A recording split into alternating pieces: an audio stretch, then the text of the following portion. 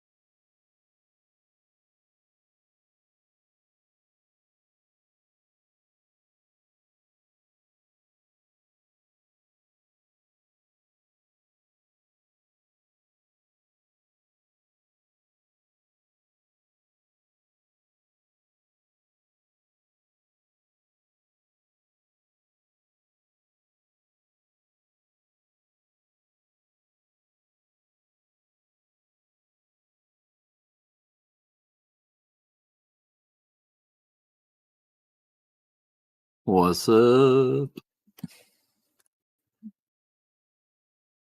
Everybody's sleeping. Everybody was. Kung Fu fighting. Kung Fu sleeping. Someone's alive. Someone's awake. On the brink Bitcoin. of sleep. Bitcoin's kind of like moving up. Good to see it reclaim 80,000 and now 82,000. That's good. It's a good start.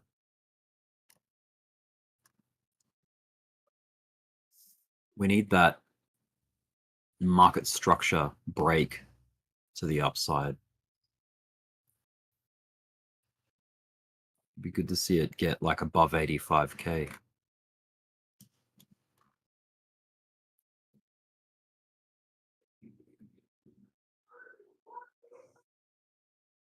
Or even better, get it above 90,000. That would be fantastic.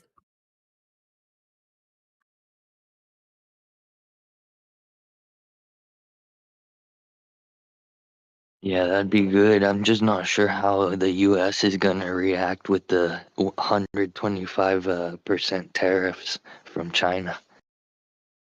From China now. Did China hit back again? Yeah, Oh, shit. Okay. about an hour ago, an hour or so ago. Oh, shit. Damn.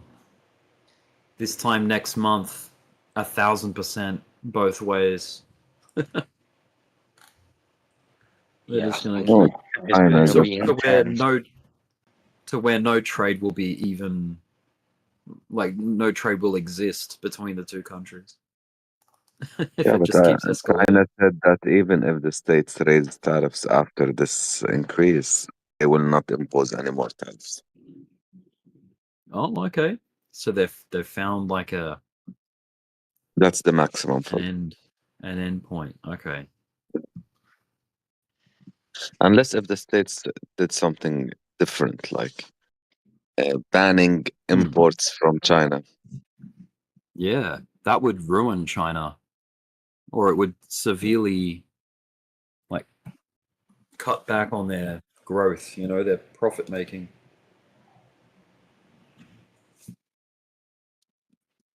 Yeah, but I heard like Apple now they will start to ship from India. Right. Okay. Just find a I different believe like country. most of the countries are finding different. So I believe they just send they just export to India or other places. Then after Like a proxy. like It's a like using a proxy kind of VPN. thing. It's like using Exactly. a They just VPN but for trade. do you know that most of the commodities which I'm working for, working with, Mm. actually what they do, they change the certificate of origin. Mm-hmm. Yeah. Yep. So yeah. So I don't know if It's this is amazing. something. It wouldn't surprise me if some things claim to be from somewhere else, but it actually comes from China. You know what I mean? And the private sector, it's too like really too smart. They can always find ways to just go around taxes, go around tariffs, customs. They always Yeah. figure out a way. Even the Iranian oil, the Iranian crude. Like you know that What the how do you know how they sell it? They just hell like is? they got this tanker for 100 or let's say 2 million barrels of oil. They fill it, they load it, they send it to the international water, and then there they just reinstall the GPS tracker, and then they have all paperwork redone.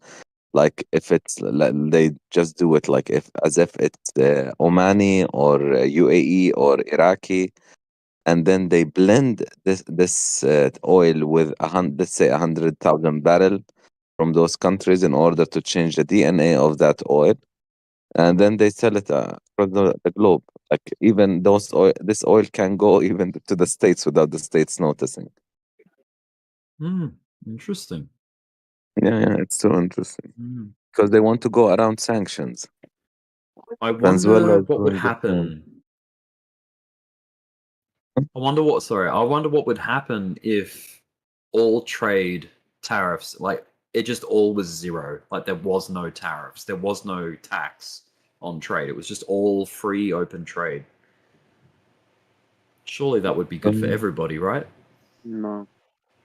But I guess some Yeah. countries don't have enough exports, so they need like to import. charge a high rate just so that And they I can, you and know. the You know, I will give you survive. an example. I will give you an example on smaller scale. Like, let's say Jordan, the country which I'm living in, we have Right. like almost zero natural resources, and we have very minimal productions and factories and stuff like that. So we are relying on taxations, tariffs, customs, and things like that. So it will be more harmful to the country instead of being beneficial. So I Right. don't Of think course. this is Yeah. something. But who's Yeah. It would harm the countries that don't have much to give, like much to Yes. trade. Yeah. Yeah. struggling economy? Anything. So what do they call that? Like equity? Like it's basically a balancing system globally to give like the small players a fighting chance in Like trade. yeah, like with Like global coffee, trade. Rick, they do that. They allocate. Hey, Uh, Stevie. uh, Yeah. yeah, they do that with coffee. Yeah. Like Mhm. like each country can only export or import to the United States a certain amount. Once they meet the quota, yeah, it gives the small it's guys a chance. it's So kind it's of like a compensation, like compensatory, rate and it also that a keeps country gets security of the because coffee coming in because right. we spread the It we're is gonna get coffee. when you think about it, it is a huge shakeup what's happened with this whole tariff thing because I would imagine that all of these tariffs and like all the way the rates of things are all set for a reason and for like and they're at that rate for a purpose They were, yeah. and it's It's been very something. like it's like a fine balance that it's all set out the way it is and then all of a sudden boom someone like dropped a massive boulder in the pool all the waters I think the water's more been like disturbed uh, everything's stirring it everything's shook up completely. A whirlpool. yeah It ain't stopping. But that's just from words coming out of this dude's mouth that people are afraid of. it's surprising yeah Australia I mean China reached out to Australia yesterday and was like Yeah, join us to fight against this, what does and that say? Australia's like, nah. Yeah, no, I don't. I think we declined to Yeah, you like, did. I know you did because it says such bad yeah, about joining. China. Yeah, China will we. cripple I think, themselves. yeah, we. I mean, geographically, obviously, we're closer to China than US, Yeah, but as far as like allegiance, yeah, it's yeah. definitely Australia, USA, like US. And a nice It's. push I mean, we're ahead. part of the West, right? It's like the Yes, West. yes, The yes, West yes, versus the yes. East. Speaking of like like the big powers of the globe, like in World War One and World War Two, what was Mm, China up to? Because I know that Japan was part of like the enemy, right? Like they were mm, part of the mm. Axis, like Yes. Germany, Italy, and Japan, and maybe another country. I'm not sure, but I don't know what China was up to in the war. Were they part of the Allies? I have no idea. I can't. I'll have to I look that cannot. up. I can't 100% say yes, but I believe so. And a Let me Google microphone you use for it. what was China's involvement in World War II? The Second Sino-Japanese War began in 1937 and lasted until Japan's surrender in 1945, with China fighting against the Japanese aggression and ultimately contributing to the Allied victory. So China was part of the Ally Yes. at that time. Yeah.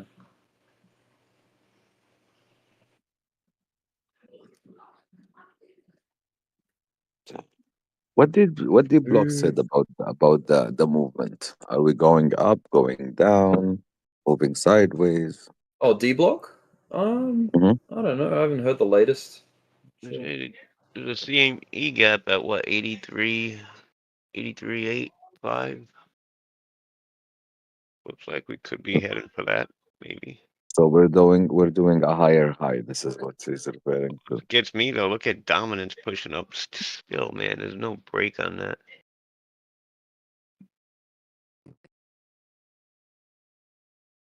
But I see this retest. Is that before the pump, after the pump? This retest arrow she has. Yeah. I don't like. We have that vector gap down there. We came to the top of it and bounced up. Oh, we did clear some of it, but What up, guys?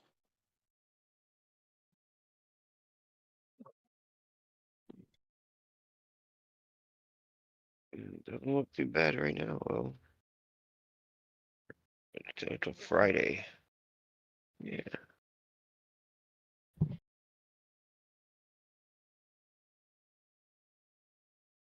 So in World War II, just a quick question.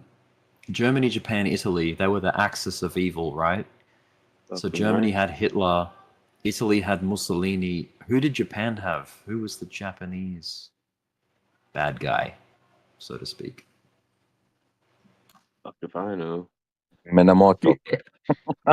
What I want to know, General. Minamoto. what kind of microphone you using, Rick?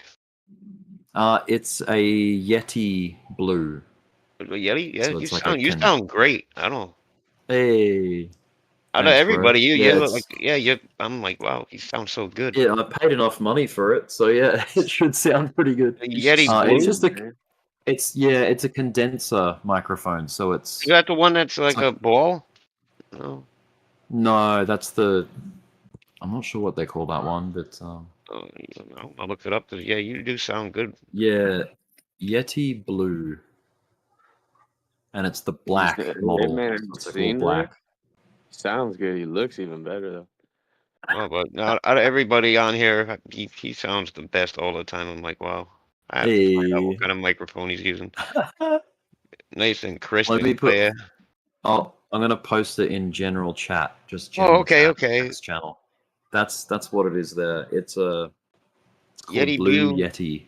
Blue Yep, Yeti or Yeti USB Blue. microphone for PC. Yeah, I Yep. was looking at them. And it's the blackout edition. It's all black. Yeah, I ended up getting a Shure, but Oh yeah, sure. Yep.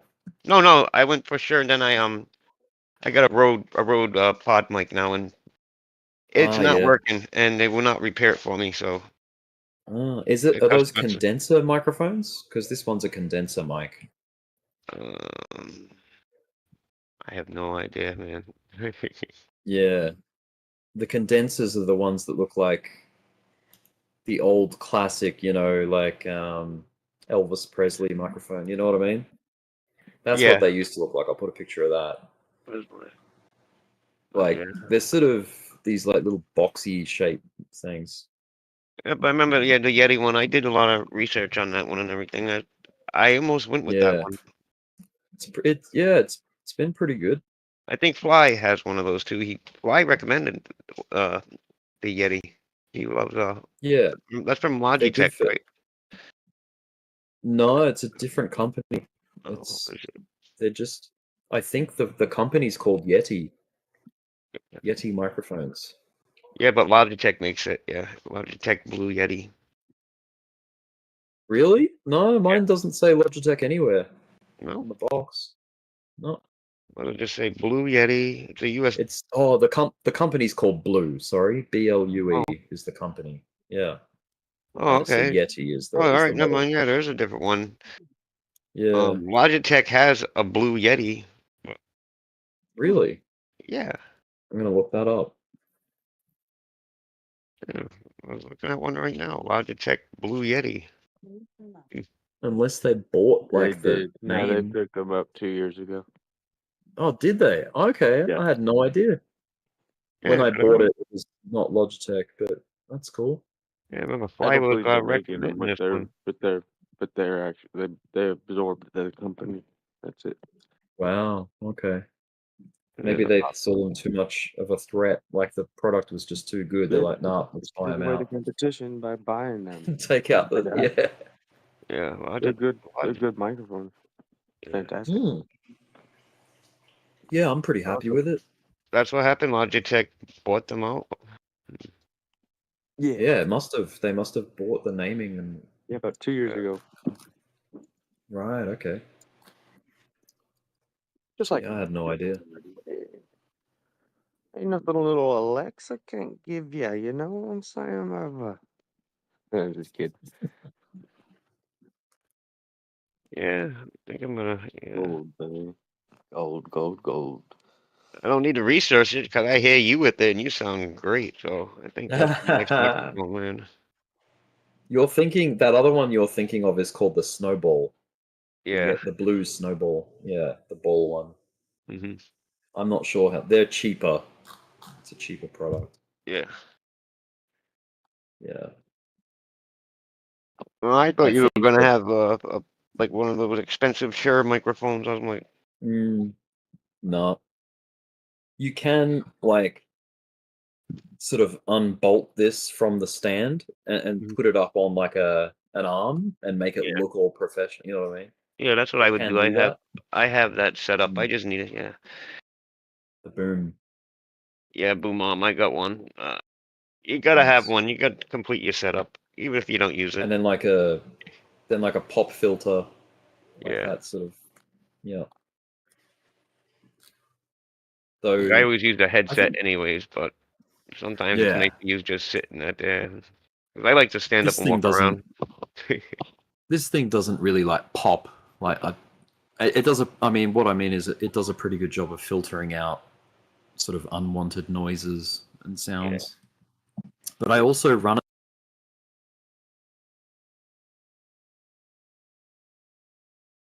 That's like my noise canceling. My what do you call it? Like not yeah, noise canceling gate or software that removes all the background, like the clicking of my keyboard and mouse and all that kind of stuff. Yeah. Does a pretty good job. Yeah. But the Discord one's not too bad. I think I've got all that turned on as well, so it's like really filtering out all the stuff. Discord, man. I don't know what's going on with them. Like one person will be super loud, and then God, it never used to be like that. Some people you can't hear. Oh yeah. You gotta adjust all the settings for each person. Yeah, I thought it had some kind of like volume equalizer to where all the volumes you could get them to all match, Hmm. Yeah.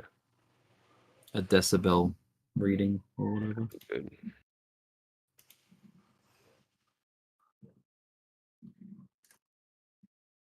Yeah, I've got crisp noise suppression on. Hmm. On on Discord. Yep. Yeah, I have that I've on. got automatic gain control off. Where is that input volume automatic? Yeah, it's a bit Rest down from the volumes. automatic gain. Oh, I have that on. Yeah, maybe automatically adjust microphone volume to keep it clear and consistent. You have that off? Yeah, I have that off because I found that like it can make mistakes with what it's trying to, allow through or cut off or like, reduce the volume or something. So I just turned it off altogether. Yeah. I'm not Never sure really. if that's my volume to other people or whether it's other people coming in through my speakers, like adjusting. I think it's the output though. I mean the input.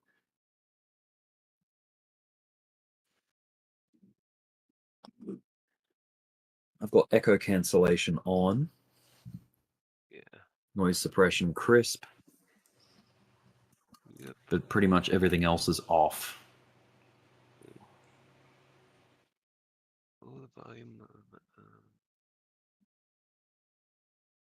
So you have all the other ones off. Let me try that. Yeah, who knows?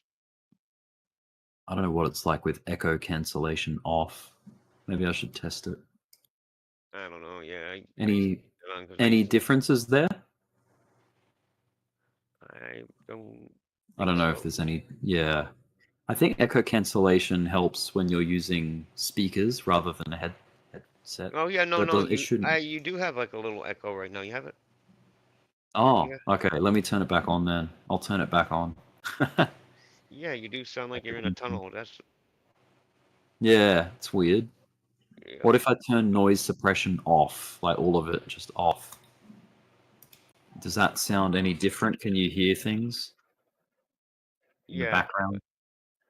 Yeah, Yeah. you do sound. Well, hear you the sound like difference. you're in a can. You sound like you're. I don't know. So it was better the first way, the way I had Yeah. it. Well, the way you had it Oh, was good. perfect. Yeah. Yeah. Excellent. That's funny. It didn't kick in right away. Like slowly, you got like a little echo, like you were talking. Yeah. Like Yeah, it must be like the software catching up and figuring yeah. out how to process it. Hmm. But I've also got my audio feed running through a soundboard, like my own one, not like a Discord soundboard, but my own. Yeah. I'm just gonna ask that, guys. Yeah, so I've got all these different. I want you to understand that I've been hammered, bro. I've got all these these little sound bites. What is this down here? Lower the And volume. what's your predictions? Go ahead. Yeah, this was just a dude from back in 2021 Oh. who used to get drunk and come Oh, I in. thought that was someone talking right now. No, I'm not. No, I'm not a 12-year-old. Well, then, Funny dude.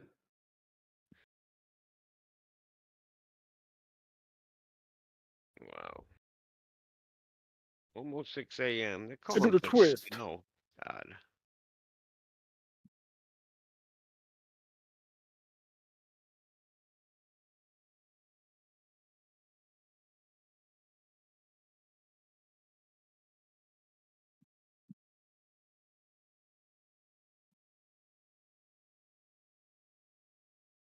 Well, Friday. it's We got certainly anything cool to coming up? see. Any numbers It's coming good up to today or see. anything? No, not that I know of.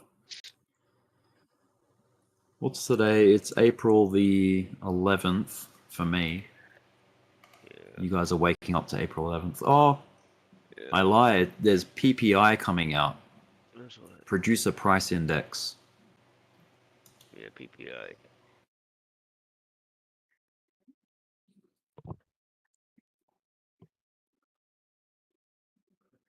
I go for a procedure this morning. Ugh, I hate doctors. By the way, your mic went quiet. Like it went down a lot. Did it? Huh. Yep. I don't know how.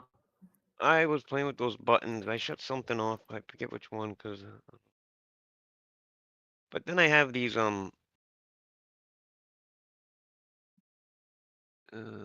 on my headset too. Which one did I shut off? Oh, this one up. Is this any better? Boom, No, boom, it was boom. it was louder the first time. I don't know how you changed it. When I speak, lower the volume. Tweaked with something. I You know put it's one of volume? these, but lower the volume to other applications by the when someone is speaking, set to 0 to completely disable global. I was playing around with that. I don't know why. Mic check, mic check. No, Mic. it's still quiet, relatively quiet. Mhm. That's Yeah, a fair weird. bit louder before. Where's normal? I wonder if you have to like disconnect and reconnect to the voice channel for the change to fully take effect. I'm not sure. Yeah, I'll play around with it. I don't know what's going on. I know I shut one off, enable quality. Which one I mean, did it's I not terrible. Like, it's not inaudible, but automatic gain control? Oh, it was automatic gain control I shut off. Any better now? Any better? yeah, it sounds a bit better. Yeah. Yeah, I turn off the gain control. Yeah, I turned it off. Yeah, that's what, because you said you had it off, so That's I turned it better. off. Yep. Oh, Oh, that's but weird. you had it on before? Yeah, I just put it back on. Oh, okay. Maybe because natively your mic is quiet, Yeah, I'm and using then a the gain headset. control brings it. Yeah, then the gain control brings you up to a higher Mhm. output. Yeah. Yeah. This block OTA course available for So purchase? you're using a headset. Are you on a computer, like a PC? Yeah, I'm on a PC. Yep. And I was If walking you. around too. When you said my volume went lower, I was in the other room. Oh yeah, yeah. I don't know if that Another affects thing, it could it. be sound. It could be the Windows sound settings as well. Oh yeah, yeah. Sometimes, I yeah, ran if into you a actually go problem. into the Windows settings, I'm that gonna can do that now. show you that your recording device, if you like We go go into to the a properties of it, system sound yeah, it's like, and then you go into the levels, and you want to have the levels troubleshoot. to be at 100%. The Massive levels, volume 100%. Yeah. yeah. Test your microphone for some. Oh no, that's because I don't have a microphone plugged into the PC. I'm using a headset. Never mind. Choose your output. Yeah. Choose your input. I don't need an input device. Well, maybe Hmm. anything different? No. No, you sound good now. Sound All fine. right. Yeah, must have been just that. Yeah. Maybe something else. Yeah. I was looking at Samsung. You ever see that one? It's supposed to be a good microphone. Dbloc said that's one of the Samsung? best yeah, not Samsung. Uh, Samsung S. Hold on, let me. Where is it? like But SAMSUN? SAM. Hold on, let me see. Or I got it in my. SAMSON? Like Samson? Yeah, it's a Q9. Dbloc said that's one of the best microphones he ever heard, and it's a Wow. decent price too. Q9. Okay. I'll look it up.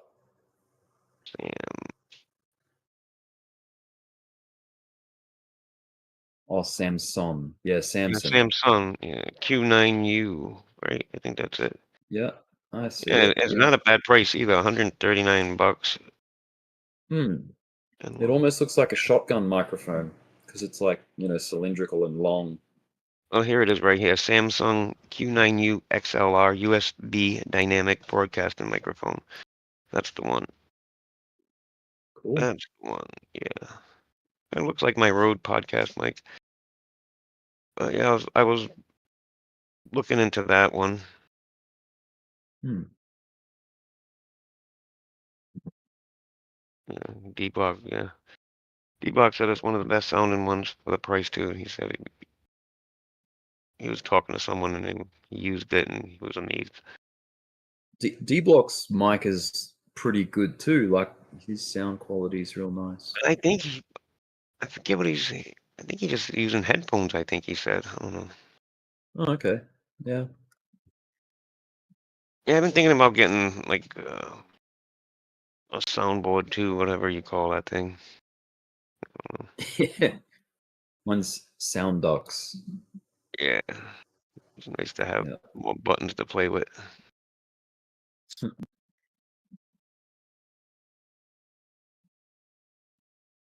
I've been slowly building my setup.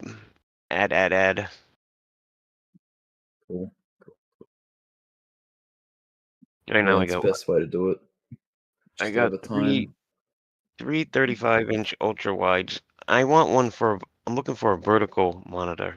That's my next one. I need a Wow. vertical.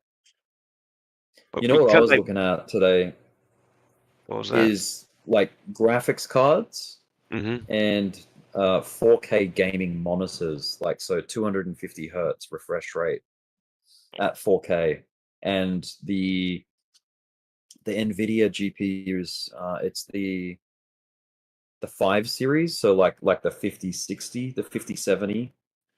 Mm-hmm. So RTX 5070, yeah. They output DisplayPort 2.1, because at the moment I think they're like, it's like 1.2 or something like that. Mm-hmm. DisplayPort version. So this new one, this new like kind of standard that's coming out is capable of like higher, you know, higher resolution signal at a, you know, like at a fast rate. So it's like all it's upping the standards, making everything 4K. I remember when full HD was such a big breakthrough, like, you know, Mm-hmm. 1080p. That was like the bee's 1080p. knees. Yeah, I remember when that came out. Everybody was like, Yeah. "Are they gonna go forward with 8K?" I don't know if it's like, it makes don't sense need. on a big TV. Like if you have Yeah. like a 65 inch or an 80-inch TV, that's like, yeah, cool. You've got more like space to pack more pixels. But Mm-hmm. when you're talking about a computer monitor Yeah, you of don't like, know. you No, know, no, no. Yeah. 27 inches, you don't need to cram 8,000 or whatever it is. Like, well, yeah, it's 8,000 times 8,000 or whatever it is. 8K. Yep. 8,000 times 6,000 or whatever. Yeah, 8K. People. I don't know. But yeah, 4K compressed down to 27 inches is like, you're never going to see a pixel. Like, it's going to be very, No. Yeah. very smooth. Yes. Yeah. They have that the Samsung Arc. That thing is so cheap right now. That 55-inch Mhm. monitor. You ever see that one? Oh, okay. I Yeah, those haven't. things. It's an actual computer monitor, Yeah, it's a like a monitor. It's curved one. 55 inch. Yeah, most people use that for a vertical monitor. The thing's, I don't know. The price is so cheap right now. It was down to $1,500. That thing was $5,000 last year. Wow. Oh, the Odyssey Arc, maybe? The Arc. It's Yeah, ARK. Samsung Odyssey Arc is what I'm seeing. let me see. Yeah, that thing's a beast. Looks like it's folded in the middle. It's not like a nice curve. It's got like it's kind of like the extremities are still straight, but it's just like the inside No, of it, like yeah, I don't know. which one you? I'm looking at the Samsung 55-inch Odyssey Arc, second generation 4K curved gaming monitor. It's huge, man. It's like a 55-inch TV. Yeah, that's crazy. These things are amazing, though. I've seen setups with 3 of them, all vertical, and then it looks amazing. Mm, that is cool. Like The they have, Arc makes sense because it's like you're viewing from a single point, kind of, and like when you're looking at a flat plane, it's like the distance between your eyes and the edge is further from the distance of your eyes in the middle of the screen if it's flat. But if it's arced, it's equidistant. Every like point on the screen is equidistant to your eyes if it's yeah, curved. Yeah. yeah, but yeah, that thing gets cheaper, man. 'Cause even right Hmm. now, it's 33% off, $1,700. I seen it go Yeah. down Yeah. to 1,300 somewhere. I think it was Amazon. Cool. But that on top of your desk, man, you need a lot of room. Yeah, 55 inches. Jeez. Yeah, and You vertical. would. It's $4,000 Australian. Hmm. Yeah, that's wild. I don't think it's 4K though. It's like, Isn't it? No? no. It's 1080p. Really? I always thought it was 4K. No, it's 4K. Second gen 4K. I think Oh, we're yeah, looking no. Monitor resolution, yeah, 3840 by 2160. Yeah, yeah. at RCOX second generation 4K curve gaming monitor, 165 hertz, 1 millisecond. Quantum mini LED Yeah, that's AMD FreeSync. That's what my wife calls it. Yeah, what does everybody. she call it? Platinum mini LED. Mini LED. Platinum mini. Oh yeah, mini LED. I've heard of that. The mini LED 55-inch. Lots of P. Lots of P. I love the P.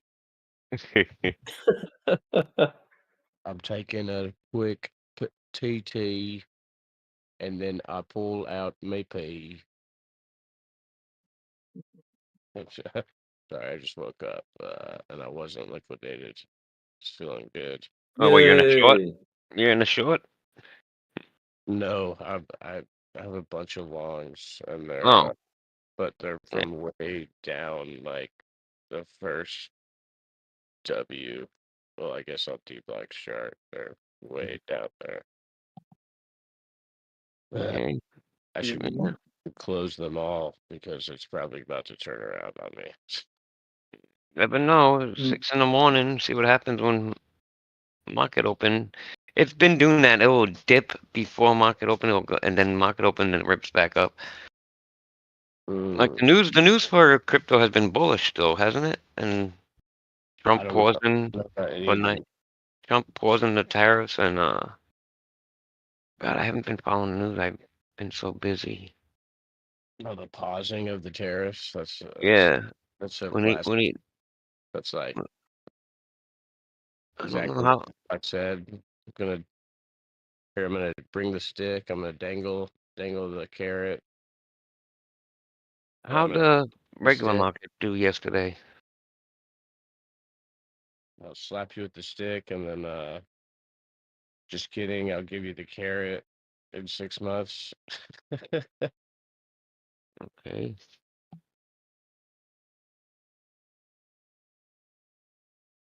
You have to admit It's though, kind of it's it's a good it's move. kind of like a kid, misbehaving, like in the car, you know, being loud and obnoxious, and then the kid goes, "All right, I'll be quiet then," and then the parents are like, "Oh, you're such a good boy.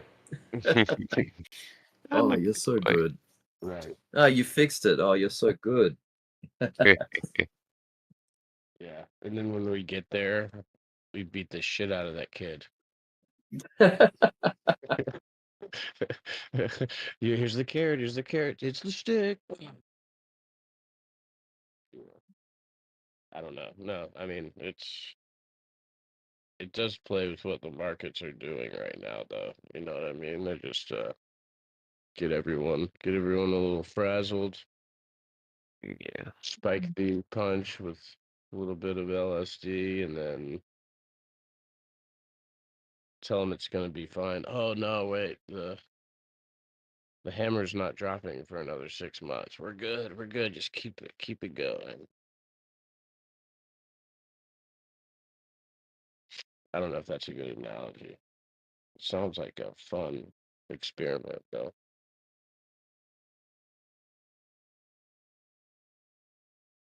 In 1080. But yeah.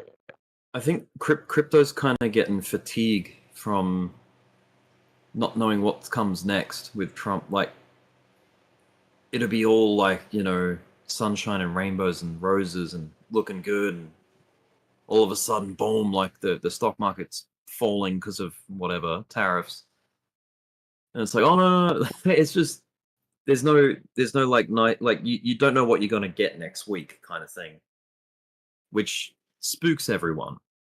People are like a little bit more hands off now, I guess. It drops your confidence even after good news. It's like that Oh, yeah. confidence just ain't there, you know. Good news makes me almost more bearish now. You're just like, oh no, that's great for the economy. I have to check my account. It's probably that's too good of Yeah. news. They're probably liquidating me. politics just needs to be boring again, you know, where you don't hear about it because it's just status quo. Like, I think markets like that. Markets That like things to just be even keeled, you know? yo, I agree it and totally, but I think Yeah. after the like 2015 or something, 2014, 15, I think they changed it, forever. Just Hmm. you got everybody addicted to screens now. You can constantly pump propaganda into everybody's brain at 24 hours Yeah. a day. So like you've just Hmm.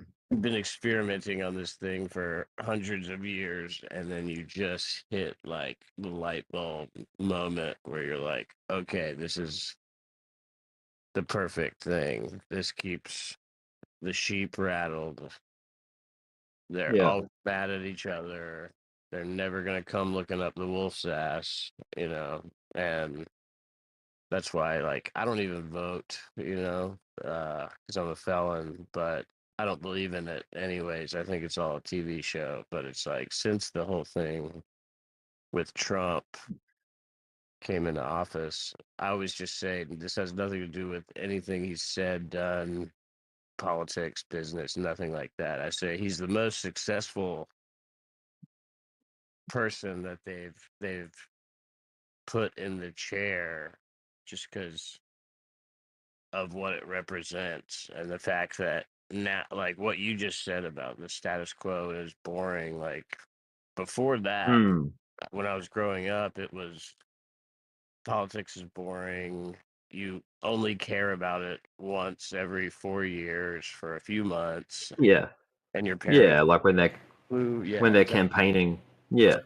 Yeah, and you might campaign, and you might have kids at school, and you're like, "No, I like Clinton," and they're like, "No, I like Bush," and you're like, "You're an idiot, man. Your parents are dumb." But then after a month goes by, no one gives a shit anymore. So, Yeah. That's it.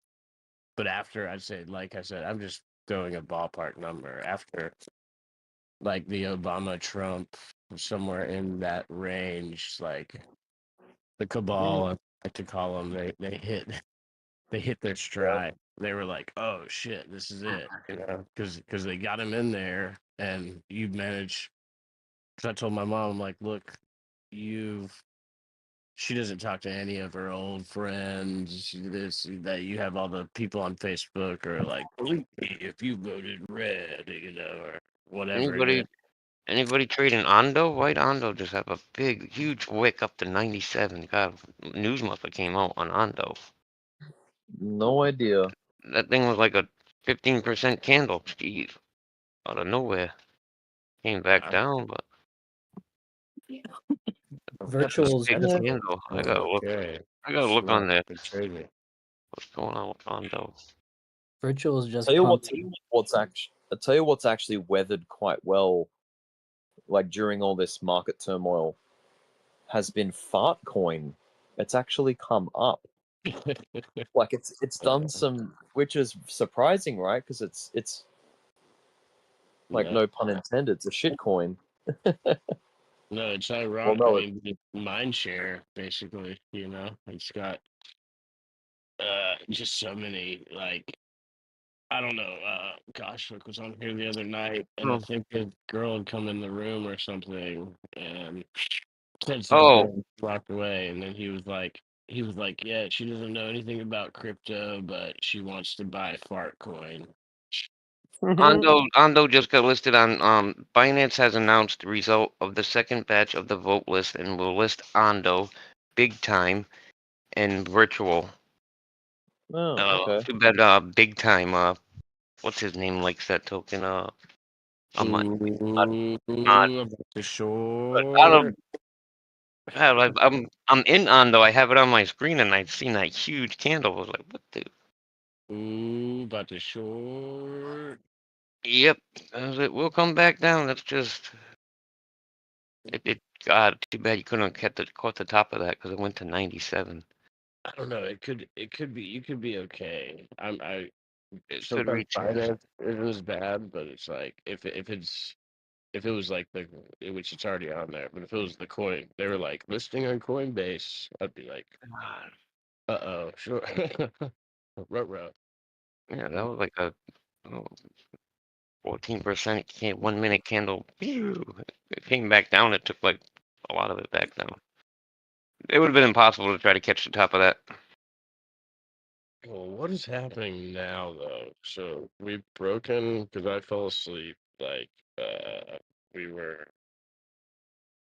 God, we're not. I'm trying to That think. baby. I think Yeah, I've been. I fell asleep and Bitcoin was under 80,000, or like right at 80,000. Thank you, Ondo, man. I got a nice chunk of Ondo. I wonder what Big Time did, man, because that has a low market cap right now. That's a gaming token. Oh, Big Time. Yeah, that thing's up 30% because of that news. Wow. What was the other one? Virtual. Dbloc loves virtual. Yeah, God, look at that candle on freaking. Yeah, Jesus. Big Time is flying. Short. That's a good one to short. Big Time. ooh, Check that thing out. holy shit, boss. And that's a gaming token. Gaming isn't hot, so Binance listed news. I don't think it'll last that long. I think that's a good. I think that's a good short. But that thing is flying because it has a little market cap. Yeah. What was the other one? Virtual. Virtual. Let's see that. Virtual.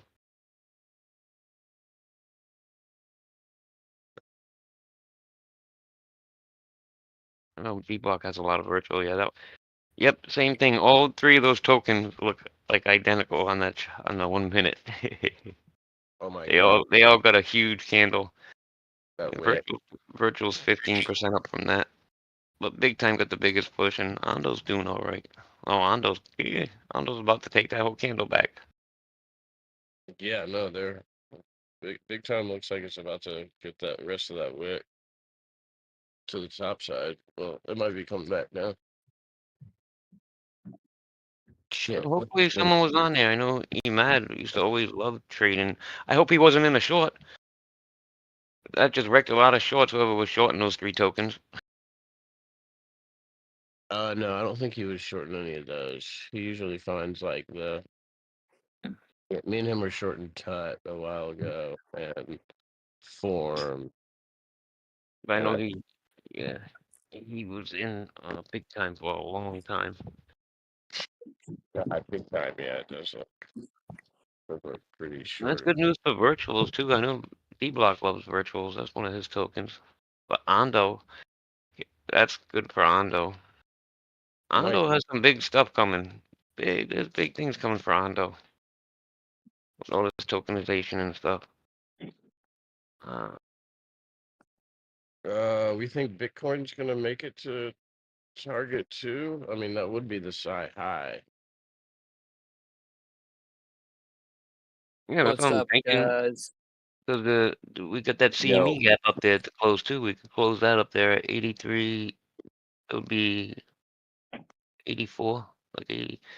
Yeah, 83, 850-ish, or Are you looking at D-Block's chart? yeah, yeah. Yeah, you see that CME gap, and then it's right at target two. Wait, We could oh yeah, probably right in yeah. there. That's what I'm thinking. That's what I was looking at. But Yeah, then look at up here, that green line, 5.5 billion liquidations. If we go up there, what's Jesus. a little further? Go get those that 5.5 billion. We Oh could hit yeah, 85. Yeah, we could hit 85. And I'm thinking, who knows if that would happen? It would probably be around like market open. I don't know. yeah. We're speculating. I mean, the whole weekend, like whether we had Yeah. like Three guns. nothing. Yeah, what's up? Take a look at Atom Cosmos, dude. It's at a really good price. It just looks like it hit a W bottom at 4.27. Uh-oh. Yeah, it looks really good on all time frames. For a longer Ruski, For a long Rooski. a long John Ruski. Yeah, I've got my stop loss set below the W. Okay. I'm gonna take that for a ride. I don't have any. I didn't get a whiff last night, man. But it's one time I fell asleep with no stop losses, and it worked in my favor. And I just woke up, and I was like, "Oh shit, I'm up. I need to." Yeah, that. I'm up. Something ain't right. No, I know. I'm like, I'm up. Yeah, exactly. I was like, oh god. I was like, it's probably time to sell everything. Dude, we were just talking about this, like how our confidence is so like rattled at this point because Oh yeah. everyone just wants, Market's a shock. like, we all just want kind of, if you've done it at any point before, it's like you just want that feeling where you can open up a few swings and actually like leave them leave them open for more than a day without, Yeah. and it's like I'm like, dude, we're getting the house in less than 5 hours. Getting No the way. That's awesome. Yeah, getting the keys. And I've also got a tea time in less than 3 hours. Tea time. I wish I could have some tea, man. I can't have nothing Well, since no, midnight. I'm golf. I'm playing. I'm trying to go play golf before I go get the keys to the new house and meet the wife, which means I also So have to sneak out I and play keep going to golf before she realizes what I'm doing. I keep going to grab my coffee. I almost forget. I can't have anything. I'm going in for a procedure this morning. Oh shit! Damn! Look at these orders, dude. Holy. Big buys, no? Well, it's like Uh, on both sides, but we've got a giant green vector. Oh, look Oh at wait, dominance, though. What I hate is dominance. Cut it out, dominance. I think Ando would go retest the top of that wick at, what was it? 90, 91, 91. all right, Mesa. I picked me up a little bit of Atom. Mm-hmm. But yeah, Ando, virtuals, and big time just got listed on Binance. So beep, that's what was that. Yeah, Those three charts look identical. I think I was having trouble if with my mic. Bitcoin gets up to Can you this hear me? target, I might open a short on one of those. No, whoever's trying to talk in the background, you're really low. I don't know who it is. He just said, "Can you hear me?" Try again. Yeah, I'm having a little trouble with my mic. I'm not sure if Oh, you there guys you can go. hear. Goshwick. Yeah. Did you try the volume on Discord? User settings. Go to user settings and where is it? Sound, voice and video. Voice and video, and then you have your input volume and everything right there, and you can test your mic and everything. Well, I don't want to turn it up too high in case there's something else going on. I can hear you. Yeah. I was trying to chime in. Yeah, I'm in a virtuals trade, Oh yeah, and huh? the Vader, the Vader that Dbloc talks about. I'm in that right now, and it's Did that get a push too?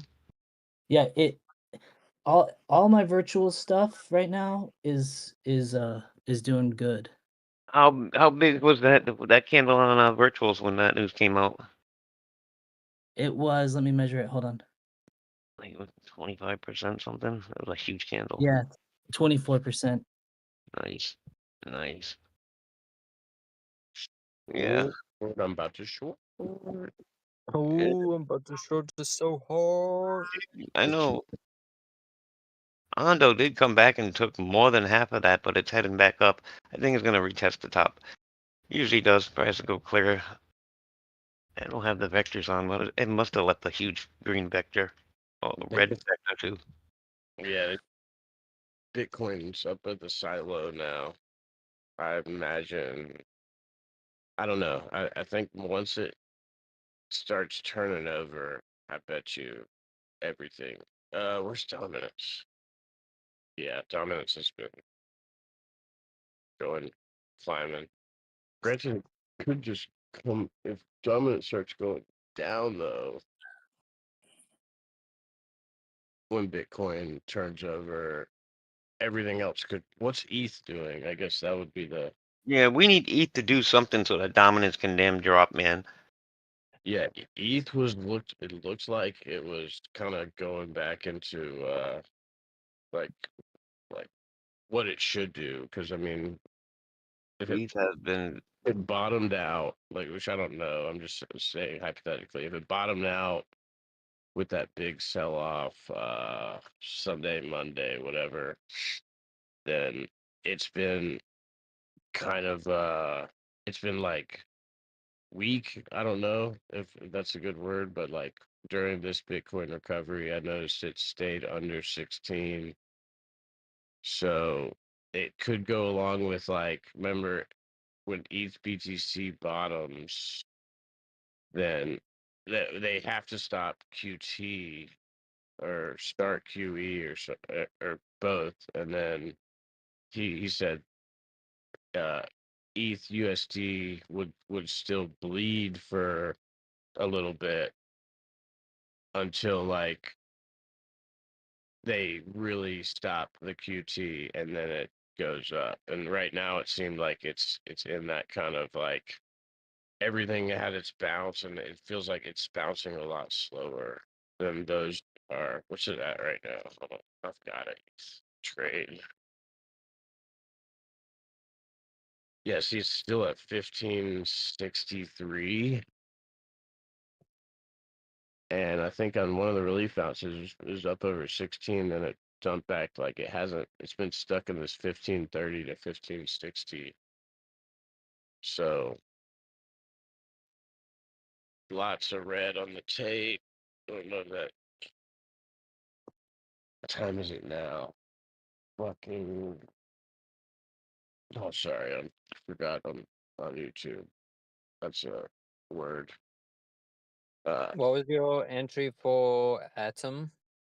My entry was 4285. Nice. We're already getting some good pushes up off that W. Yeah, I'm 50x.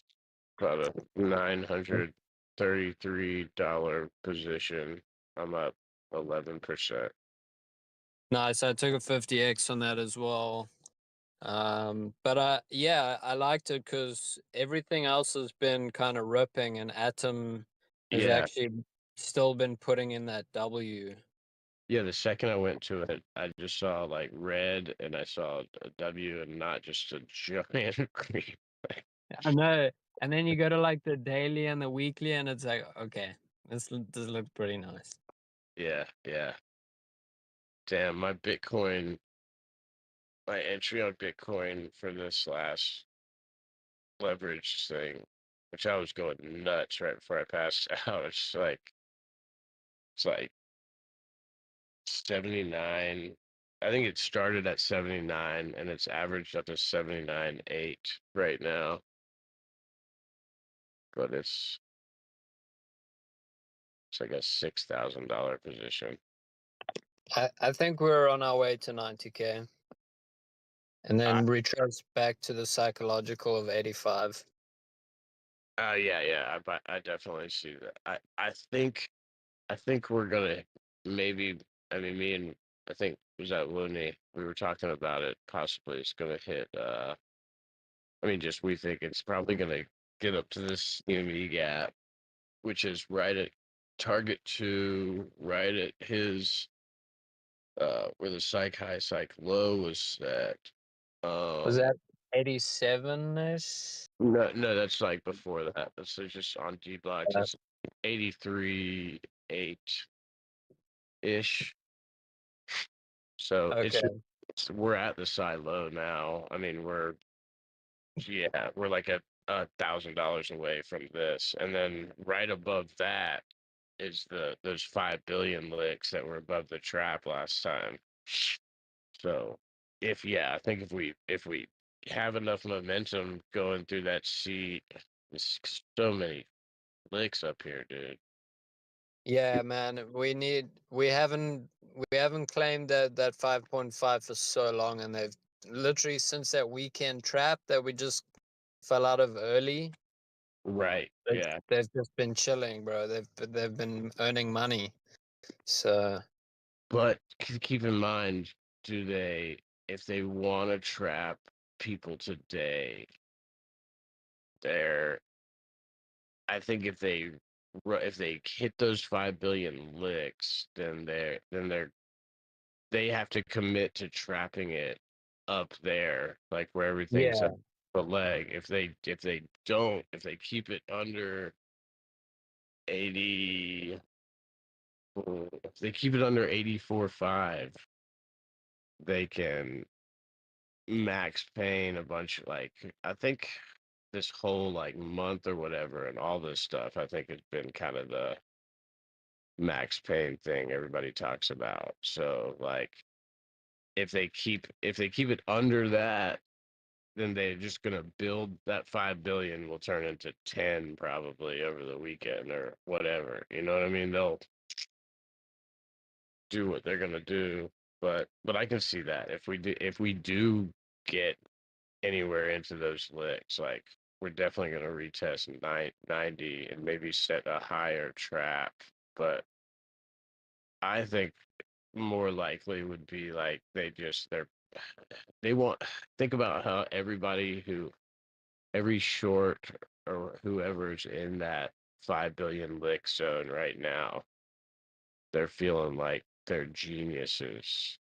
And if we go up there and we don't break over that level again, like they're how many of them are going to double down feeling like they're so confident?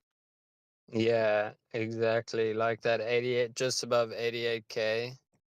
Like how smart I'm feeling right now because I logged down there at 79 something. Like I'm the biggest evil genius. These pieces of shit don't know how smart I am.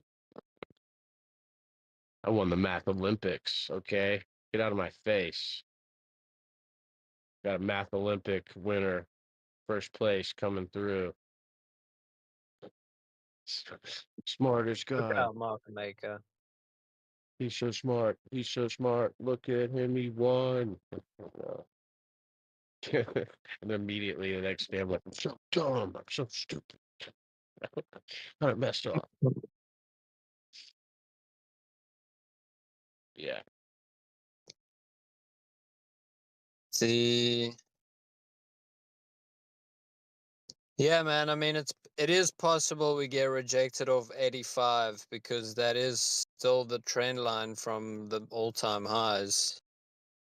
Sets us around 85, so there, we could pop back down to these I mean, like 81 level after 85. You know how they do. Like Yeah. everyone who thought they were a genius because it didn't go down to 69. They're like, oh, leveling up. Just gonna keep adding. Moving along. And then, What I think we do is we'll probably now. I think we got a lot of momentum, so I do see us breaking above the downward resistance from the all-time high. At least sweep those 5.5 bill licks, and then potentially come and test the downward resistance as support. be very bullish. And that would be very bullish. That would be our first higher low, technical higher low. Mm-hmm. So, and then if you go to the weekly on Bitcoin and you draw a parabola from the bottom of where we started this bull run through and run it through all of the wicks that we've had to now, that parabola could also be a potential zone to look out for. Oh shit, dude! I think we're about to hit. Probably about to test that 83.5 right now, bro. Look at this 83 break. It's coming. This is about to be a huge vector. I'm doing my vector trick. It's gonna be like a 5, a 4, a 3, a 2, and a 1. Vector. Come on, you piece of shit. Come on, you piece of shit. You're supposed to turn it to a vector. Doing the cool trick that Dbloc does when he makes it. I'm shaking the chart, shaking my phone. I'm buying everybody shake weights for Christmas. I'm tucking in my shirt.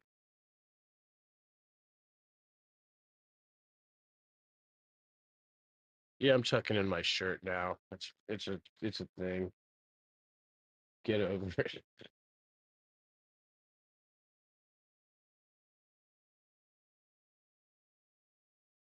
You don't turn into a. Oh, sorry. YouTube. YouTube. YouTube's better shut up. I'm about to short.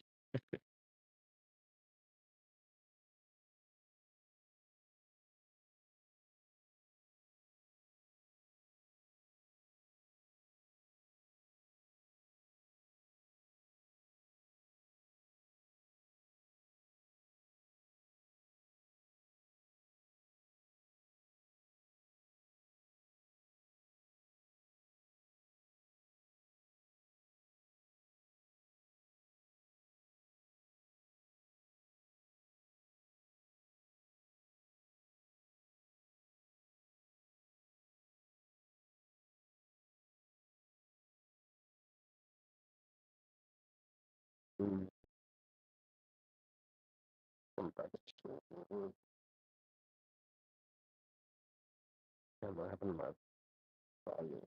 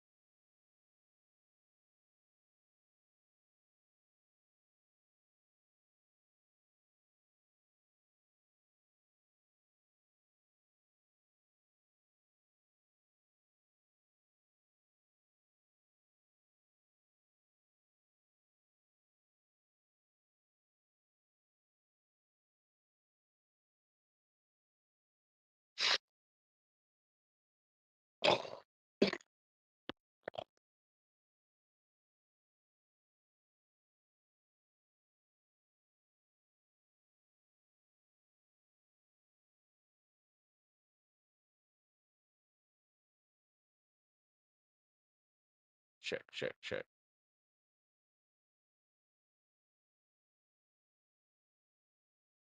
Cannot hear. Yo, Meza, you still there?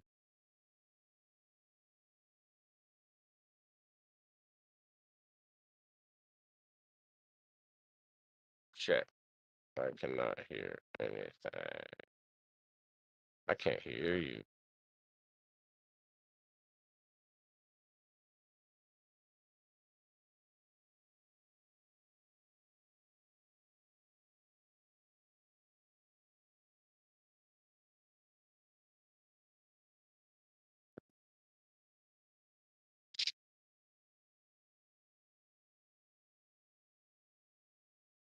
Ew, ew, ew. I don't like that bit.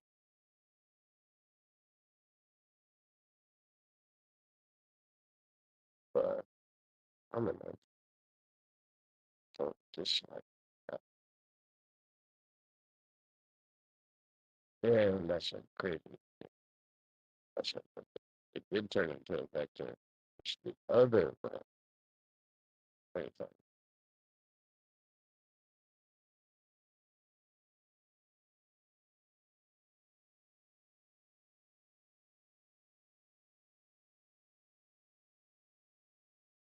Yeah. I got my 2 hours of sleep and they shit. I got 4 hours sleep.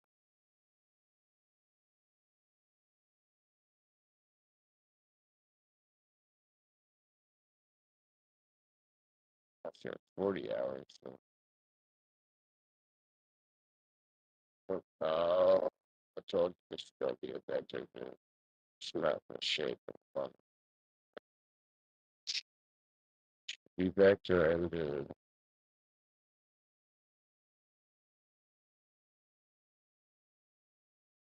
mm, mm. I think I'm about to short show that.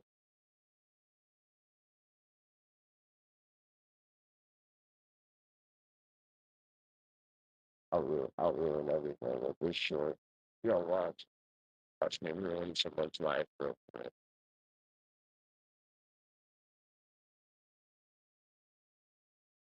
Watch me ruin all the life.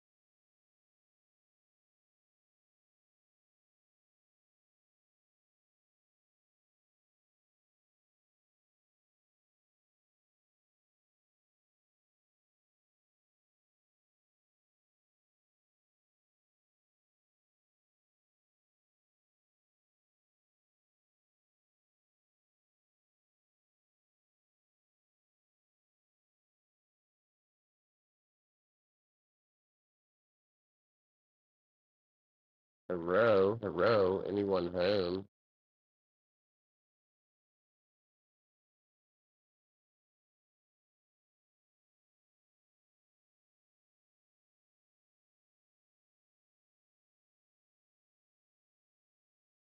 Okay, okay.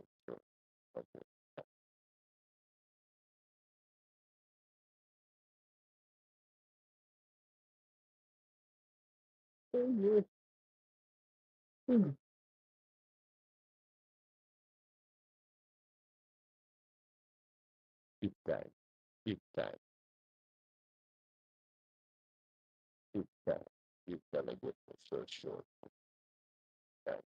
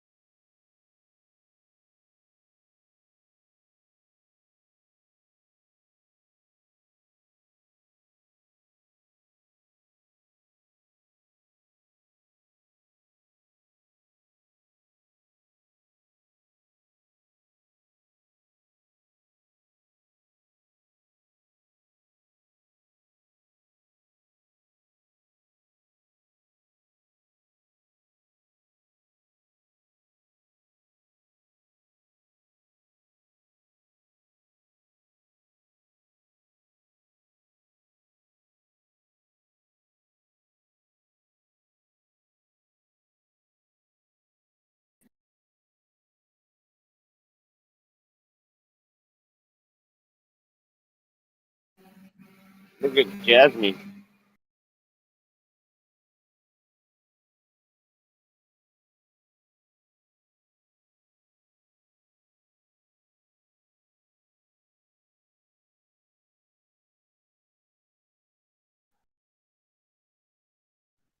Sorry.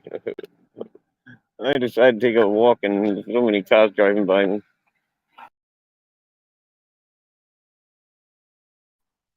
Jasmine is pushing.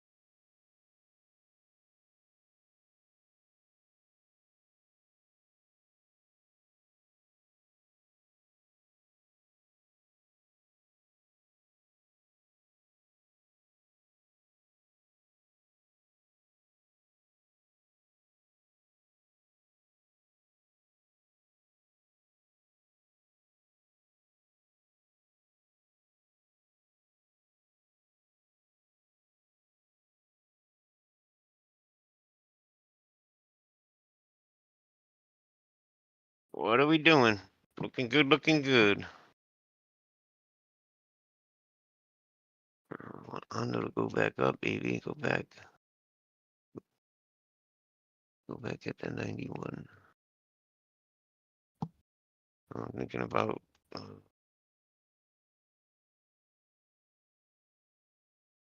all three of those tokens are doing really, really well.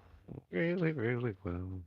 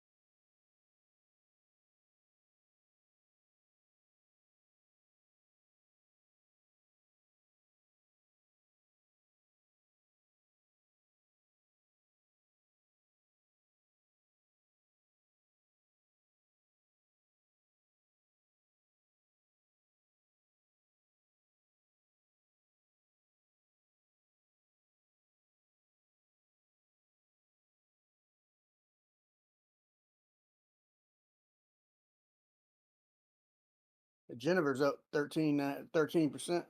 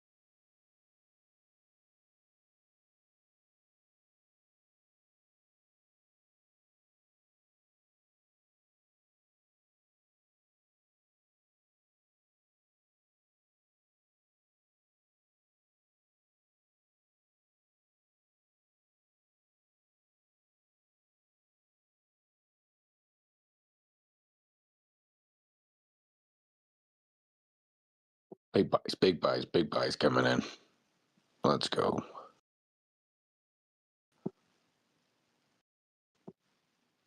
Right on, man. Look at that green candle. Let's go. I think up here was kind of freaking people out, thinking it was coming out. Gonna retrace a little bit, but man, it just got some more momentum. All I see is bulls. That's what I like in a bull season. Everybody just doesn't know when it's gonna turn off. It just keeps going. But let's turn it into an actual bull season. Let's go. Yeah, I went in long last night about 80. I think it was 80,300. I finally got in.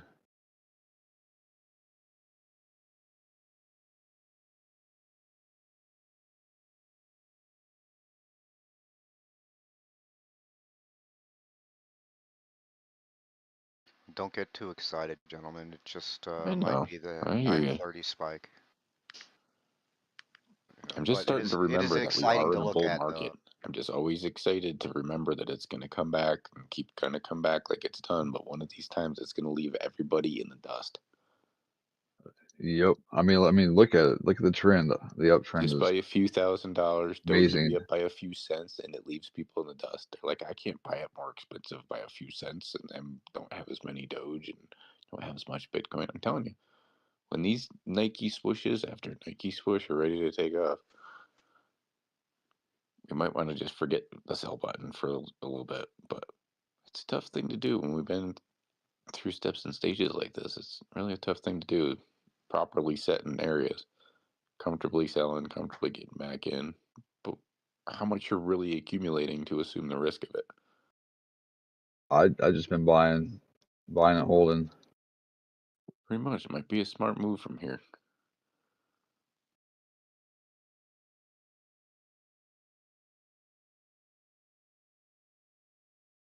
I mean, if we're going to come down and do this last test where we come down and fill the vector below us and wreck all the longs one last time, I think. Yeah, I'm prepared either way. If it comes back down, I'm gonna buy more of everything. I hope your long does awesome for you today, bro. It's doing good now. I could probably take profit. But I'm just gonna hold it as long as I can for today, anyways. Or again, when we are in places like Sweet. these, peel some profit off too. If you are attempting to reaccumulate and you're happy to take some profit, don't hesitate, especially when it's ripping like these ones. Maybe up there target 2. See target 2 on the Dblocs? Let me pull it up. I was looking at something else real quick. Alright. Something like 83,650 maybe up to like a Yeah. 85,750 area. Yeah, I got my actually I got mine set for 85.3. All right, perfect. That's great. So if it makes it up there, bam. That's getting Hondo. us with that big liquidation gap that we were talking about. All those big liquidations that were sitting above us, and we went down and wrecked all the longs first. There's still a lot of old time shorts that are still sitting in the area right above us up there to it. So Yep. because those lines There's go back for a couple of days now. They a lot ready of to get liquidity liquidated. above us. A lot.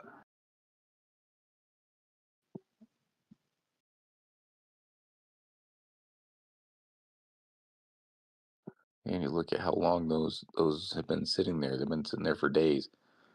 Market makers gonna come find them. Said whoever didn't take their profit on all these shorts are gonna get wrecked now. I think so too. Yes, sir. I think we're gonna end up getting close to 85.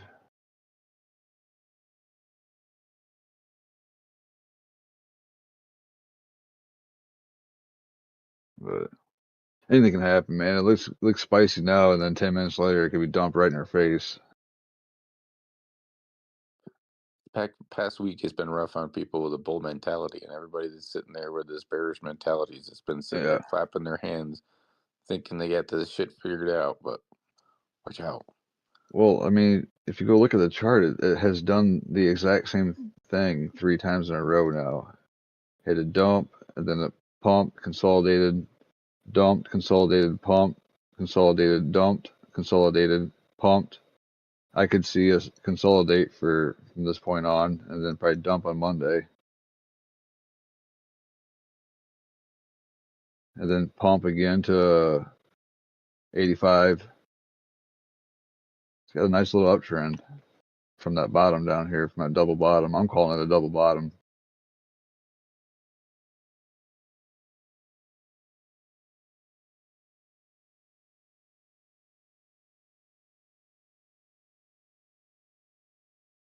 You know what annoys me? Look at gold, man. That stuff is spiking so high, but they're just keeping silver.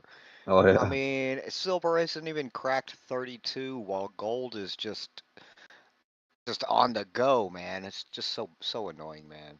Guess I hold too much silver. That's crazy. Silver's a better conductor than gold too.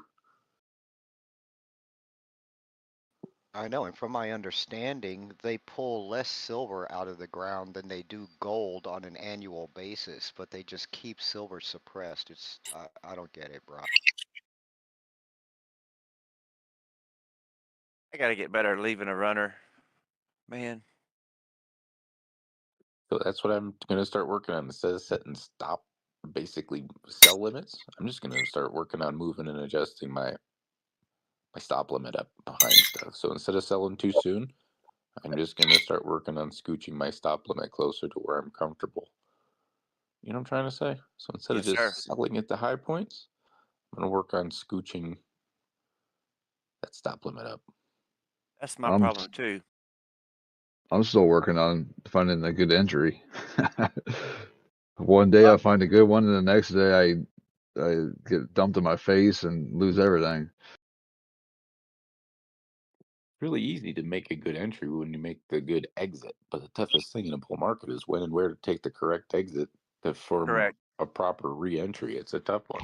What So was that's all why this I'm just gonna pumpage? work on scooching my stop losses up. Where we going, baby? Look at all this pumpage. If Dominage would freaking crash, man. I know. Look at That's Jasmine. like- dominance. You and I and dominance have this weird. We're watching that sucker. I'm liking this little Yeah, I ain't What? even gonna lie. I one took a 1 took minute a flag gamble. looks good. Yeah, look, I got an Ondo, man. I lucked out on that one because it got listed on Binance. Ondo, big time. Look at big time. Where'd That's you the keep Mavs Ondo token. at? Where'd you get Ondo at? I don't know. I've been holding it for a few days. I can't remember. I'm up like Probably, 20 something %. yeah, you probably got it under 80 cent then. Yeah, I did. Yeah, oh yeah, dude, you're gonna be so happy. Very nice. Yeah, I feel like that's like you're gonna be like scooping up suey below a buck. It's like one of those things. Ondo has big things coming, man. Especially with Junior was at the meeting, the Ondo summit and everything. I don't know. Anybody holding the XCN? No, sir. Oh man, Onyx Coin ripped last night. Last 2 days, it's been ripping. Really? What's going on with that Yeah. thing? I guess it's part of the financial infrastructure. Really? It's kind of like a miniature XRP. I think JP Morgan is behind that one. XCN, right? It used to be something Yeah. else. And then the New England Patriots were involved with it somehow too. Yeah. That What was it they, before? It's called Onyx Coin, but I yeah, can't I remember what know. the previous name was. Yeah, I can't think of it either. But yeah, I used to trade that thing. It was scary to trade. It had Yeah, big dude. By the moves. looks of the chart, it was pretty crazy. But man, I bought a whole ton of it in the little miniature bear market we just had. Damn rockets. Yeah, definitely got to get better at moving that stop loss up. And it's there, And you think about it, but it's just, God, just. the other one is Virtuals. Virtuals is got listed on Binance too. Virtuals, Big Time, and Ondo. So those all had a nice big move. I'm sitting here watching. I see this huge candle, like 15% 1 minute candle. Like, what's going on? Yeah. This The stop loss thing, man, I'm telling you, I'm still trying to figure that out too, because a lot of times I'll trail and then I get too close and I get stopped out, and then it just turns around and just rips in the same direction that I got stopped out at, just because I got too scared to take an extra $1 or $2 loss. Yeah, that's why I just trade spot.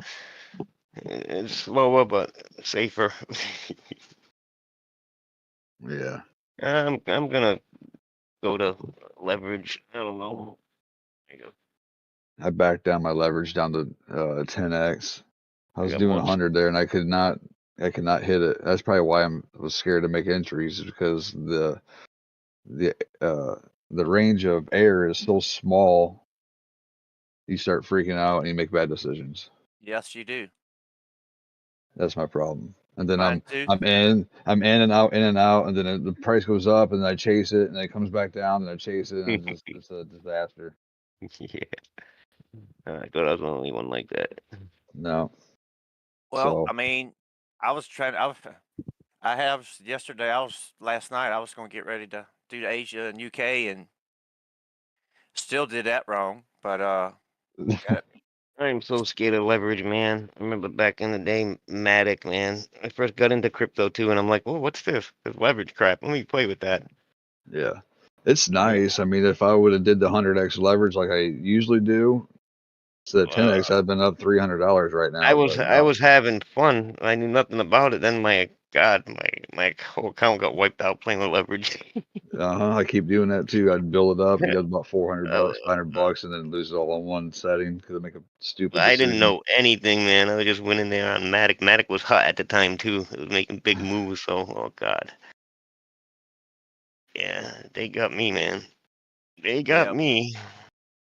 I think they get us all until we, Yeah. get better. Just Yeah. That's why I I'm hate gonna it. do more studying. I got some books and everything. I'm gonna put that book on here if Dbloc don't. I got it from Dbloc. The Encyclopedia for Chop Patterns by Yes. Bukowski. Dbloc swears by that book. Yeah, I got a copy of it. I'm gonna see if I can put it on Discord. Yeah. So I mean, everybody can grab it. when D-Block was when we was watching guns on the 15-second, just going through all the patterns and stuff and measured moves real quick, man, that was just so awesome, him doing that. That helped me so much the next day. Like, it was, man. Man. But this is not much volume today right now. I'm surprised. Yeah, what is this? A Friday? Oh man, I have to leave, man. I'm going in for a little procedure surgery. Ooh. What the heck? Oh man. Hopefully everything just goes smooth and I'm back out in a couple hours. I gotta go under. Yeah, good luck, man. Hopefully it goes good for you. Yeah, me too. Yeah, no doubt. I have been dealing with this for a long time, so. So what do they say about the Dixie? That's the US dollar, right? So when that crashes, that usually is a good sign for Bitcoin. Yeah, when that goes down, Bitcoin usually will go up. What's the Dixie doing? Have you been following it? We used to always follow the Dixie. The Dixie's crashing, dude. It's Yeah, nothing we but should red. have that chart. D-Block should Nothing but have red that chart up. candles, man. Really? What's going on with the Yeah. Dixie because of the tariff? Oh, probably because of the tariffs. Like they're literally Yeah. getting ready to break the support line right now. Mm-hmm. XYO's cranking today too. Yep. I wanted to get some Ondo, but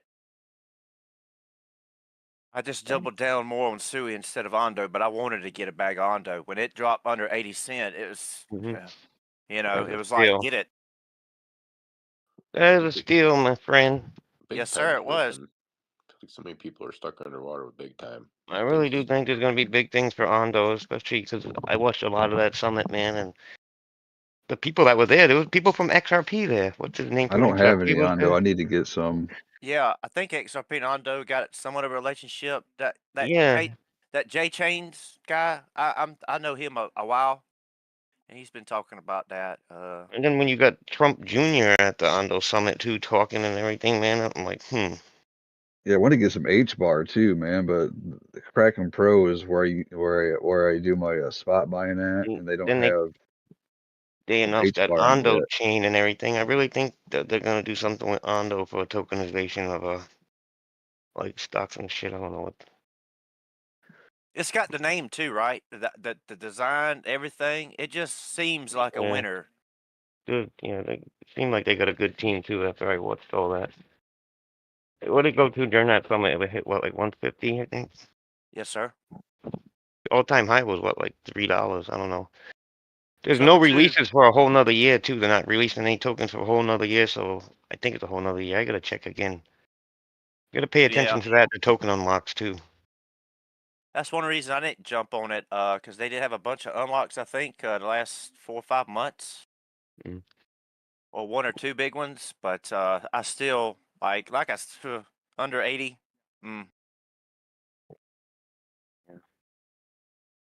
I'll be back. I gotta get ready. I'll be on before I take off. Gotta double check. I just gotta do a few things before I go. I'll be back. I'll talk to you guys later. All right, see you later, Sure. man. Have a good day. You too.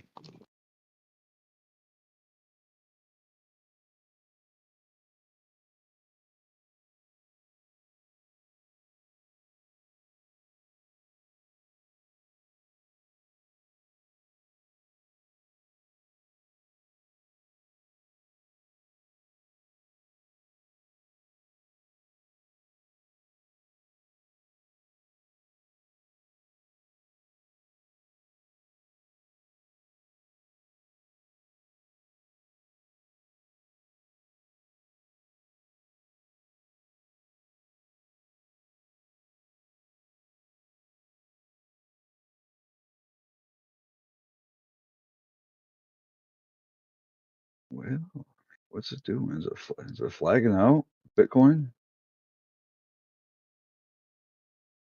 Kind of looks like it.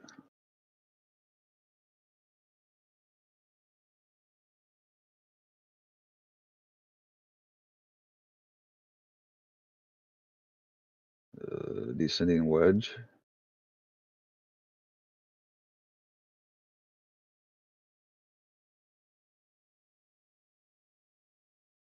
We're just getting ready to dump, one of the two.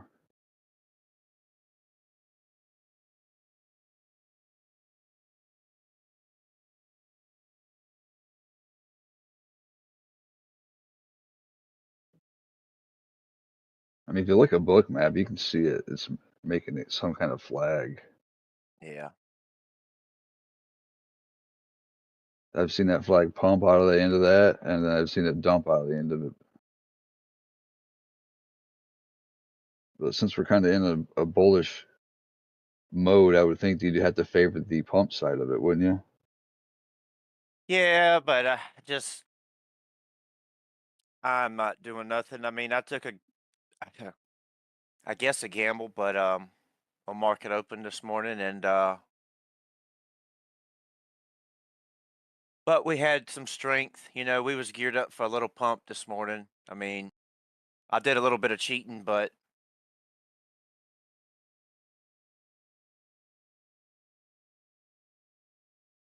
Well, hopefully everything plays out.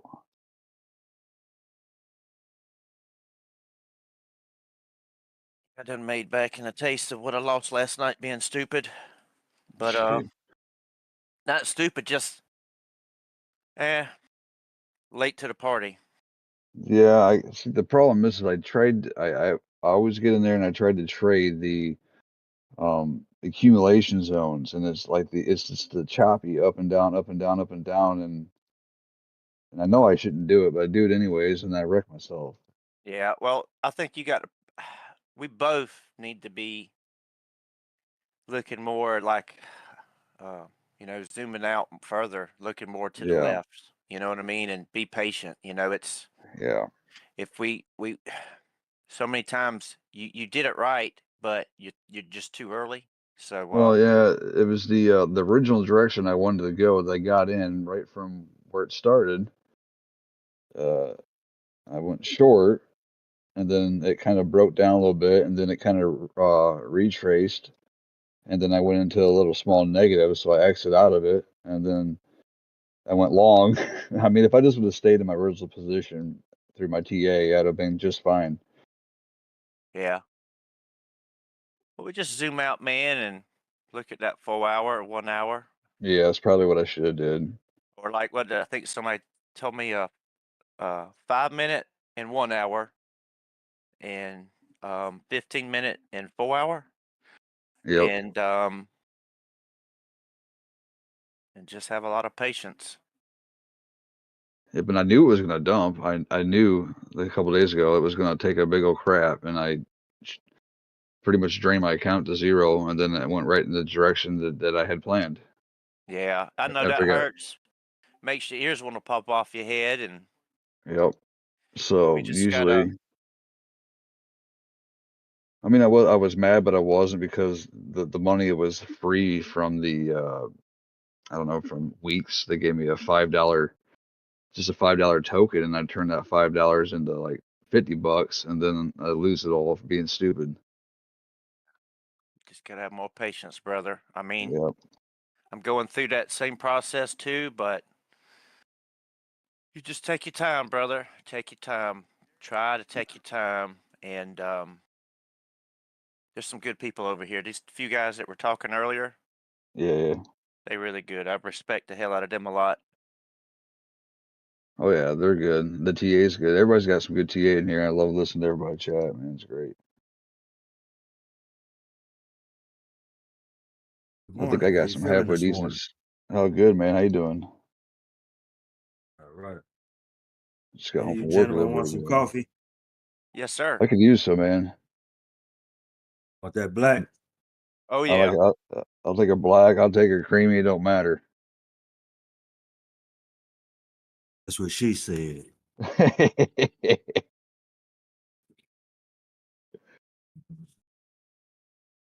What did Bitcoin do here? A little fake down. I acted like it was going to dump, then stopped.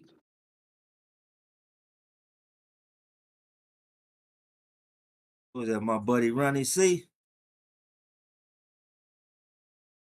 No, this is Joe.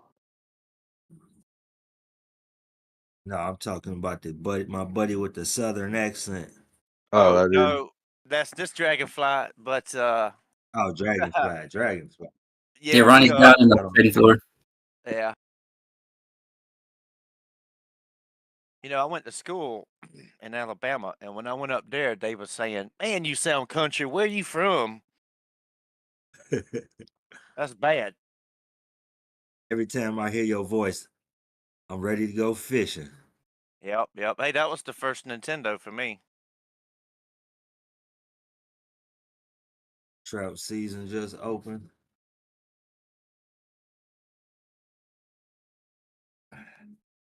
Yeah, I like catching those red breastises.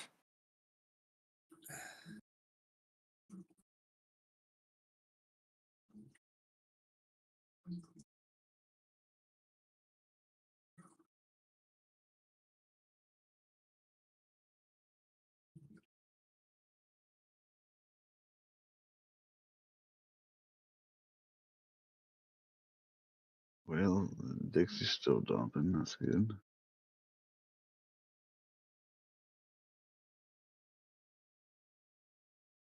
Well, I'd like to see the market stay green for a couple of days. It'd be nice. I'm sick of seeing red. Well, I think later on you're gonna enjoy the up and down more than what you are now. It's gonna take time, and I'm going through it too. But I think we don't give up and Yeah. don't get liquidated, and patience and all the above times 100. We can win. Yep. I agree, man.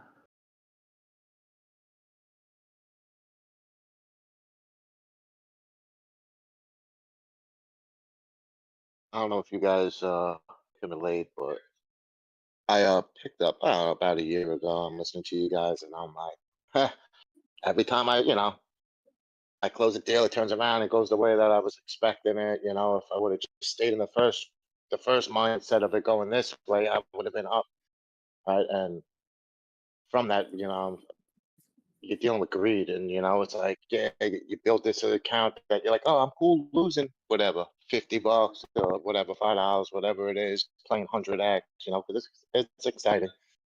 But you build it up, and I spend, you know, 2 weeks of like so much dedication of time and energy into this, only to find out that, you know, in the end, I blow my bag after it's up to 1,000 or 2,000, and it sucks. And something that Dbloc says resonates, and it comes down to like he would only use leverage. That not that he does, but he would say the ideal time to use it is when you have a good trend going in the right direction, you know.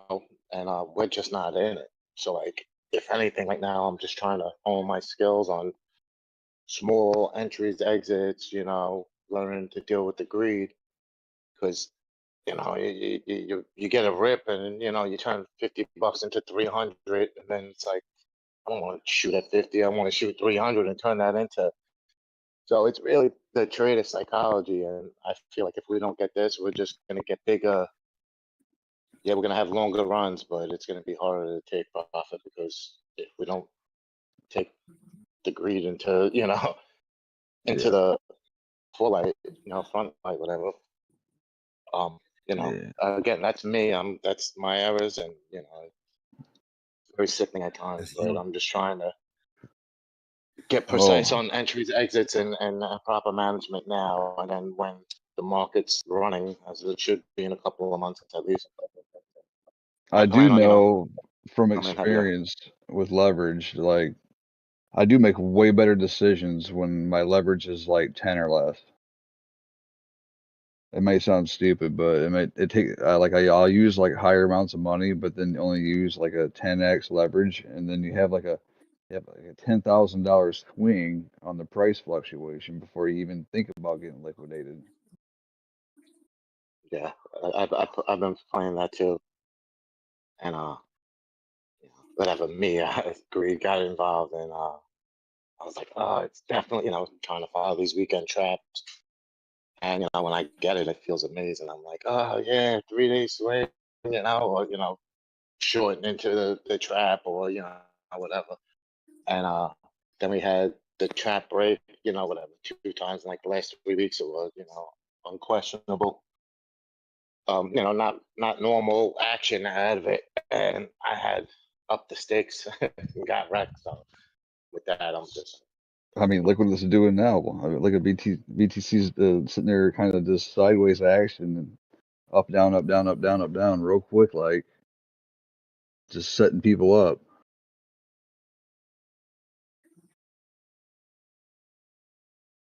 It's definitely consolidating for a big move, but which way is it going to go?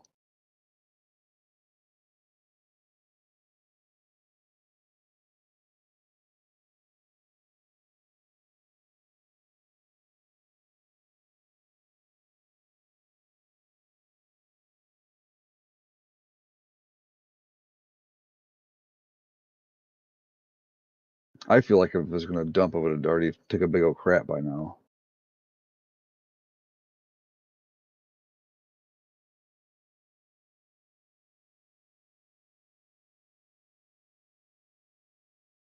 It might be just waiting for you to mash the button so it can go the Yeah, other yeah. way. You know what I mean? Yeah. It's waiting for me to go up here and close my position out before it continues. That's what it's doing. Yeah. This happens so many times. I'm like, man, that's just my luck, or it's just bad timing, one of the two. Or I say it's rigged.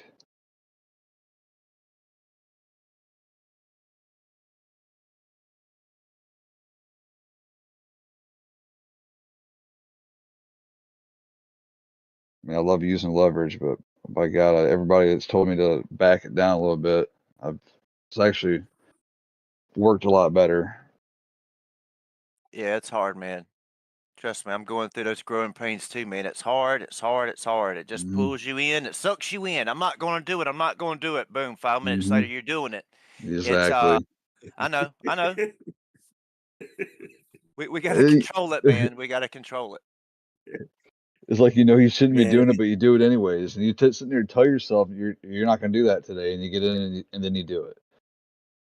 We got to have self-control, man. I fight it. I'm fighting it. You know, I'm new to the game. I'd like to say I'm not, but I am. and we got to control it, brother. That's 100% Boy, accurate, man. human nature been here way longer than us, kicking our asses, man. If you think you're gonna beat human nature, good luck. Nope. Yep. Tough. If you, let me tell you, let me give you just a little advice. This is actual financial advice. If you don't write down on a journal 5 to 7 or maybe 10, how many of it takes for you, steps to follow, no matter what your greed, no matter what your smart ass brain tell you to do, follow those steps. Order. That's the only way you'll win. Yeah. You know. Unless you got a memory like an elephant, you can keep that Yep. locked in your head. Yeah. Yep. That's what I'm going through now, brother. I got I know a lot, but I As keep soon as you forgetting it. deviate, you lost. Yeah. I'm gonna print Yeah. a bunch of stuff on my wall, and like I'm in an airplane, a checklist. You know, when you get in an airplane, you got a checklist every time, and that's what you got to do. That's Right. what I know I've got to do. What you just said, that's so important. Write that I'm shit in gonna glow in the dark. I'm gonna put a 5x5 poster board on my wall that's gonna say no FOMO. That's my biggest killer and weakness. Is chasing. The old fear of missing out. And it's only a few steps, man. It's not. It's about 5 good steps to follow. Yep. When I know I shouldn't long the top, but I do because of the FOMO. Or short the bottom. Yep. Let's see. We still above the 50 on the 1 minute, but man, I'm telling you, this is looking pretty dumpy.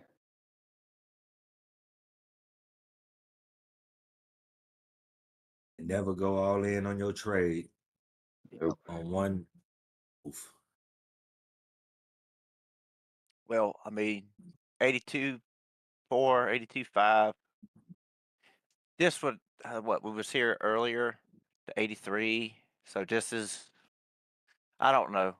Like we've been in the 70s, now we're in the mid 80s. This might be the trap, the longs here, possibly. Maybe we've Could done be. trapped the shorts. Maybe we've trapped the longs, and maybe we're going to hover into the 80. What 82 or 80 to 78? That might be the box. I don't know. I mean, just speculating. I think we're gonna come down and touch that 82, and before we bounce, take another leg up. The RSI reset. Yeah, it's 10, New York. Let's see, 5 hours, 4 to 5, 6 hours at the latest. The trap should be more clearly set for what we're going to do on the weekend. I mean, it'll be more clear for me, I know, in the next 5 hours. Yeah, I don't like to trade the weekend at all. Yeah. Well, I mean, you could trade into the trap, whether Yeah. that's what I've been trying to do, catch the top or bottom and trade it into the trap and get the hell out. But Yeah. it's still, you could have it all set up and have it right, and it goes exactly as you planned, and you still do it wrong. So Yep.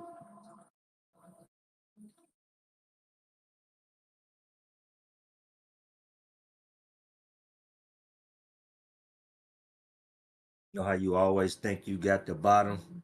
As soon as you push that back button, it drops on you instantly. Mm-hmm.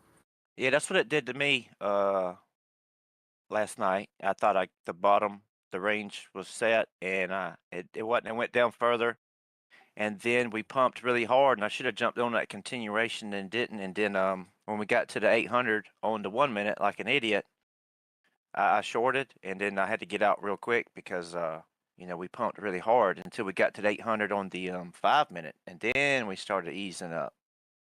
So I just was really stupid. I thought I was looking at the 5 minute, but I was looking at the 1 minute because it's a Oh big man. difference, right? Right. So I found out it's a lot easier. I always do a lot better if I let the trade come to me. So if you let's just say where Bitcoin is right now, 82.5, you said this looks like a good turnaround point. Don't believe it. Go ahead and set a limit order at 82. 7 out of 10 times, it's going to come to your order. And that'll save you a whole lot of pain sitting there in the trade, waiting, hoping that it comes back up to your entry point. Good point. Good point. And you could even just scale in right there. Don't go all in. Go in like, 10%, 20, 25%. Wherever you think it's going to Exactly. go, it's going to go lower or Right. wherever, If you don't want to scale in, then Yep. just go lower than whatever your brain tells you. Okay.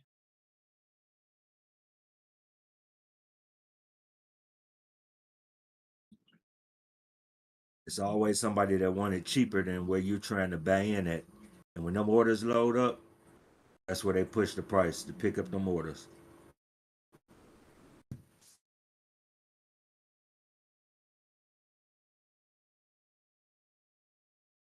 That's some good intel right there.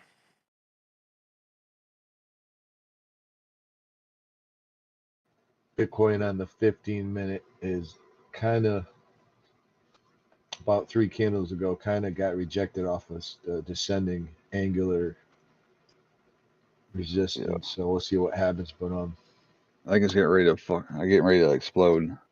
83.5, 70, double top around there. Yep. If it could break the 83.4 though. But if you look at the 5-minute, it's actually a nice bull trap. So watch it. Yep. Heavy short here. Let's go, Bears. Come on, grab the honey. This is it's dragging down like it wants to dump.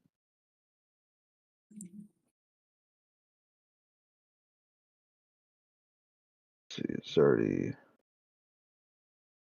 bounced off the 786 twice.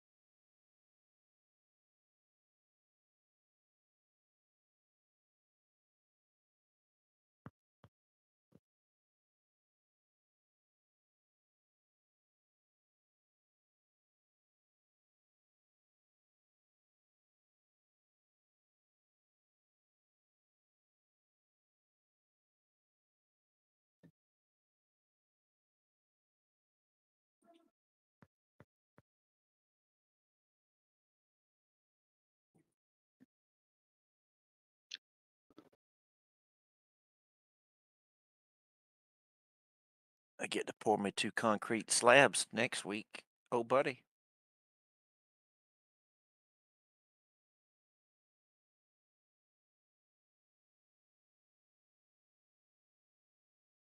My lower back's hurting for you already. Yeah, I got 2 people that's gonna.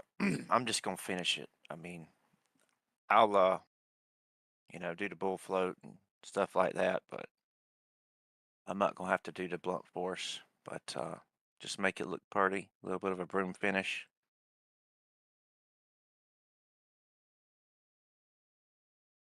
But yeah, that's why my back's blowed out for pumping pools and doing a lot of slabs along with a lot of building.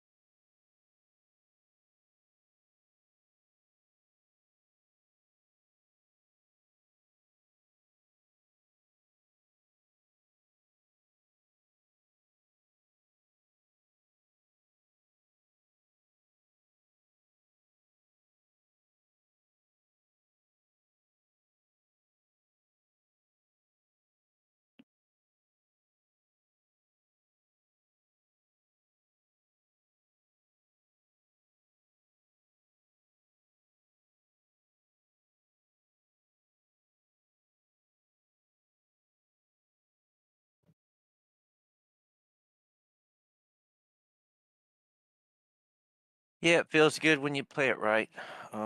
I'm going to go touch grass. Y'all have a blessed day. You too, brother.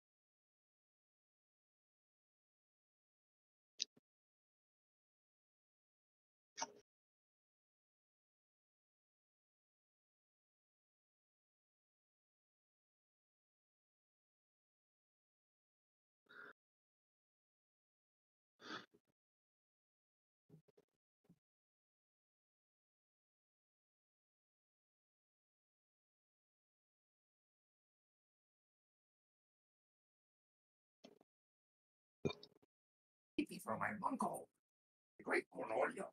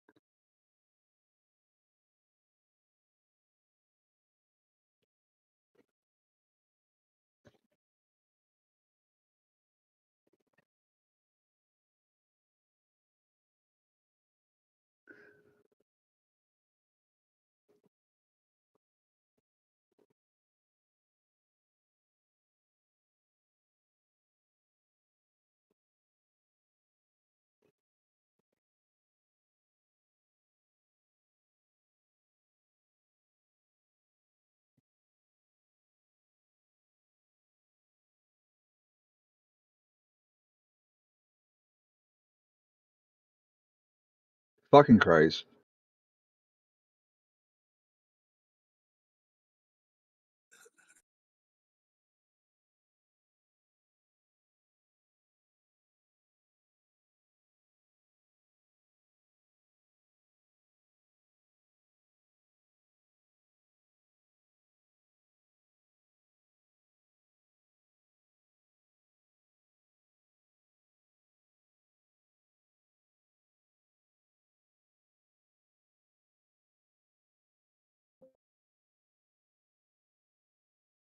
I got out of those shorts. It was a nice drop. When scalping long right now, but the 1 hour, 2 hour, and 4 hours overbought. So I think it'll be a quick scalp up. Grab maybe a double top or something. Maybe trap the longs a little higher. And then I'll add some more shorts. Let's go. Let's go bulls a little bit here. Yeah, we just don't. I mean,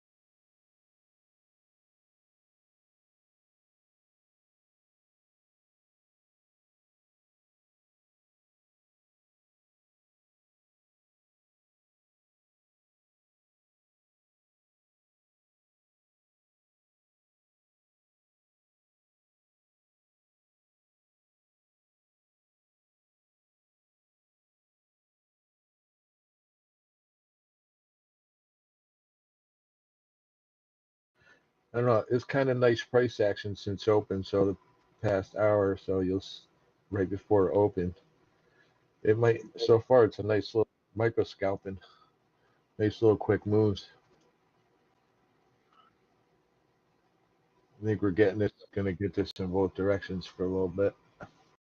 I mean, he's got all that liquidity sitting right there. Just let it go.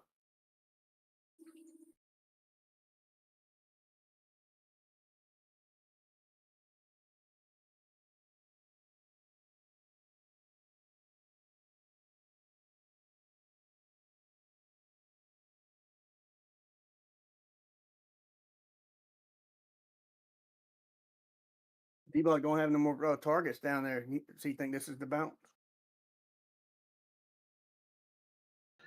I don't. I think maybe just the micro is the bounce. Because of the 1 hour, the 2 hour, the 4 hour being so overbought. At some point later, today or whenever, I think we're going lower.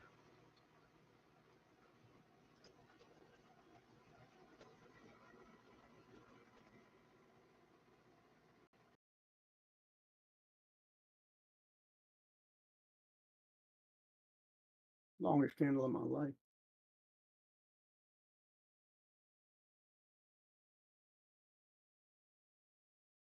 All right, I'm gonna go back to this stock channel. Good luck, brother. Peace.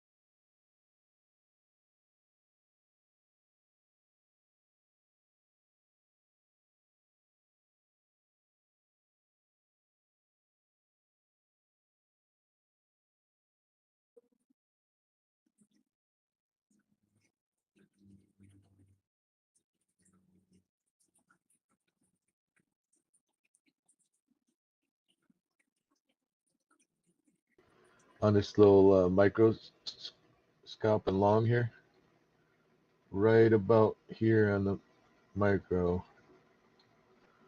We're eating up that vector above. So I'm looking to see if we're going to keep going or not, up a little bit more. 15-minute got some room to go grab the 82.5, but there's 82.275 got some resistance, so maybe look for a rejection soon.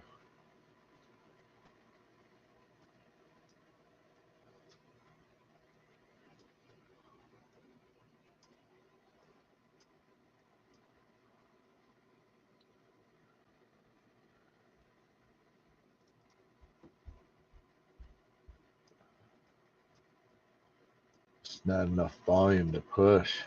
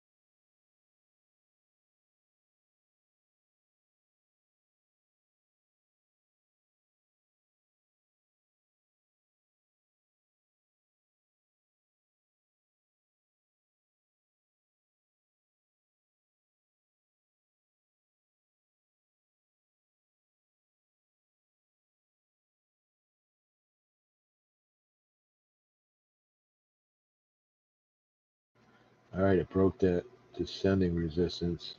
Retest would be back at just under 82.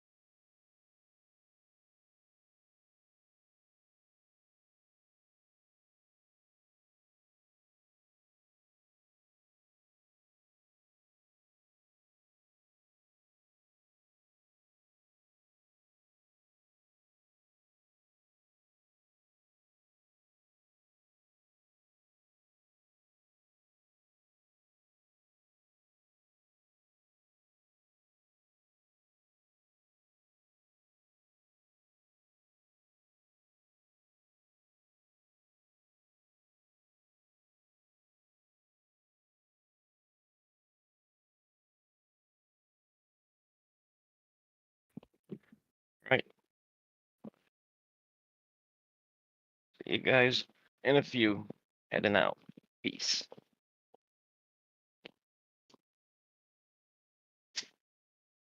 The surgery goes all right.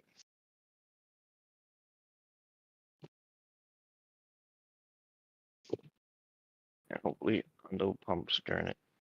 I'm staying in.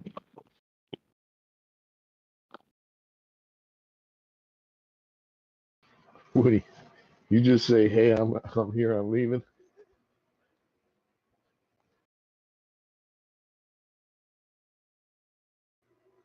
Or did you say you're in a trade and you're leaving?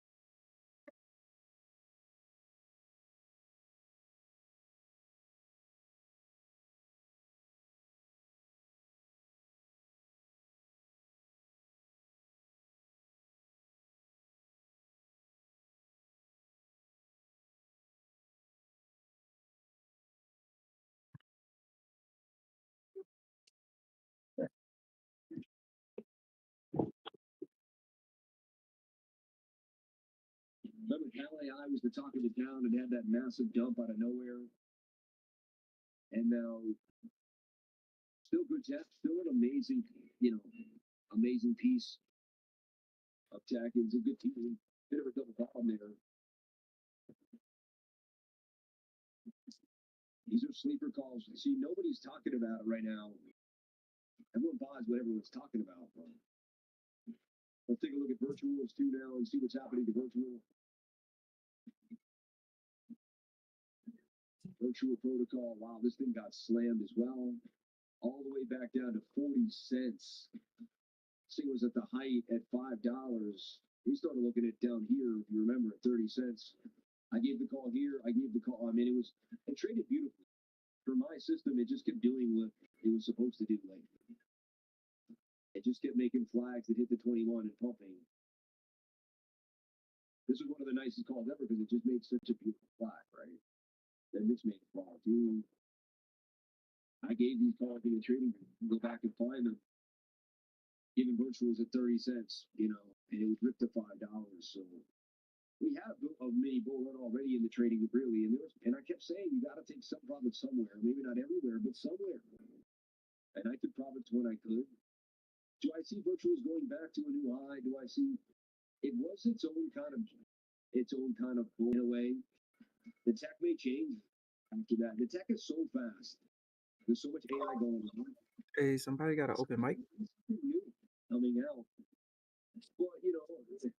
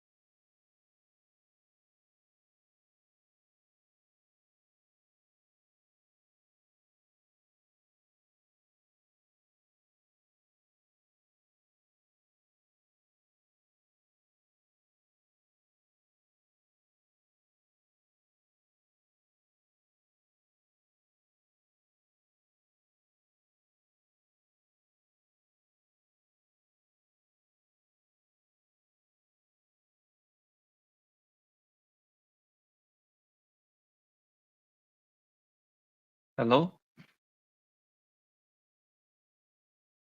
Can someone hear me? Is my mic okay?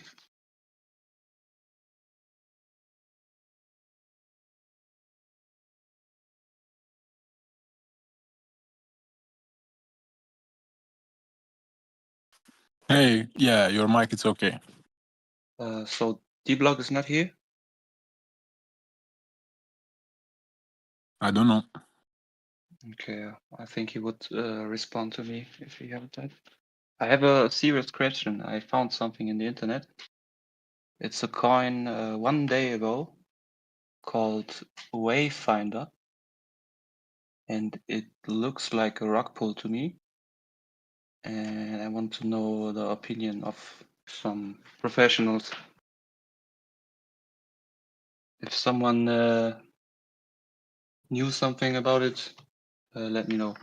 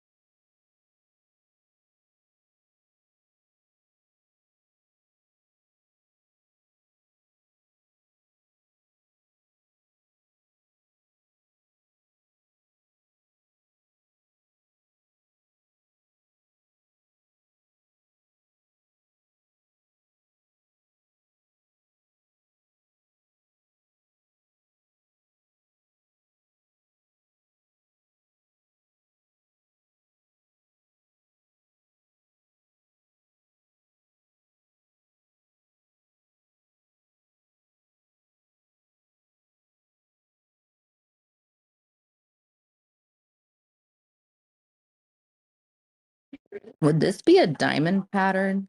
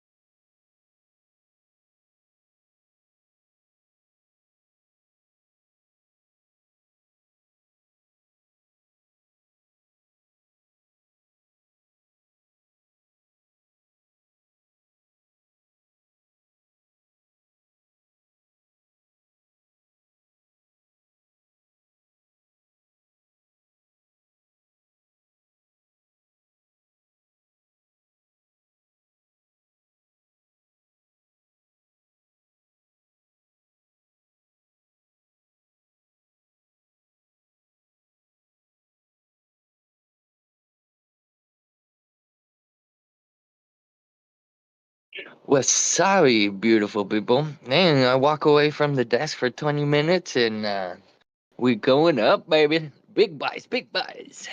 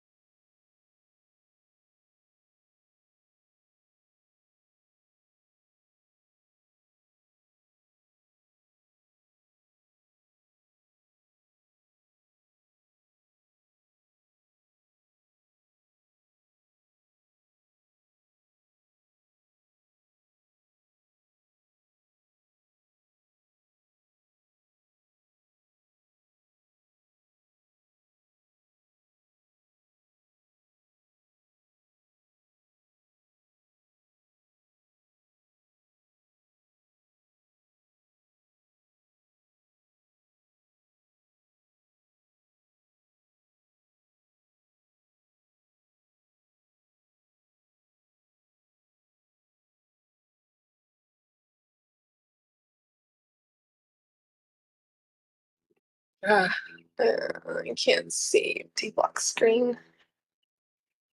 You're so popular now, Dbloc.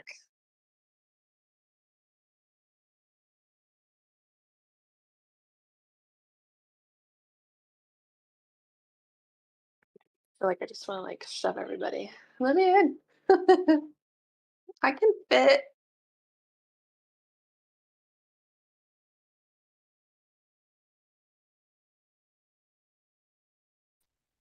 Let me know if you want me to stream his screen.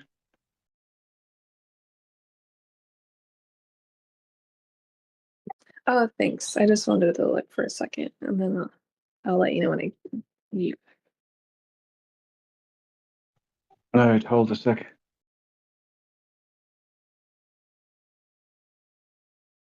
Okay, I know there's a third target.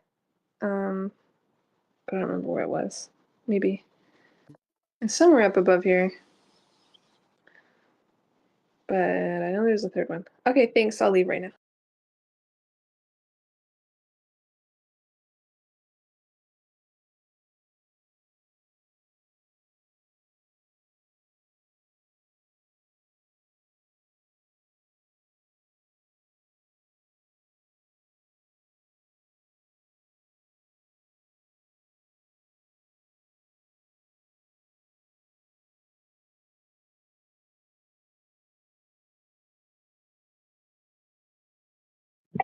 That was a good cup of coffee. Good cup of Jolene.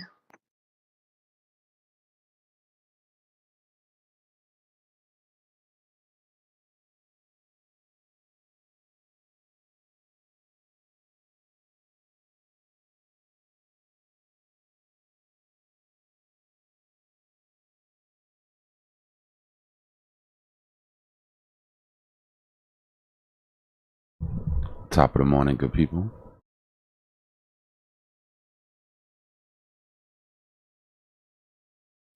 Hello, hello, Dbloc. What's going on? Hello. Not much, really. Looking at this pump, looks like we're gonna hit that liquidations up there. Yeah, it's a nice little move. As soon as we got Morning, back how you above feeling that this morning? uptrend, we sort of took off. Uncaffeinated. I'm halfway through this coffee. Yeah. That's what this chart is for. This chart is caffeine. Yeah, no shit. There you go. What have y'all been up to?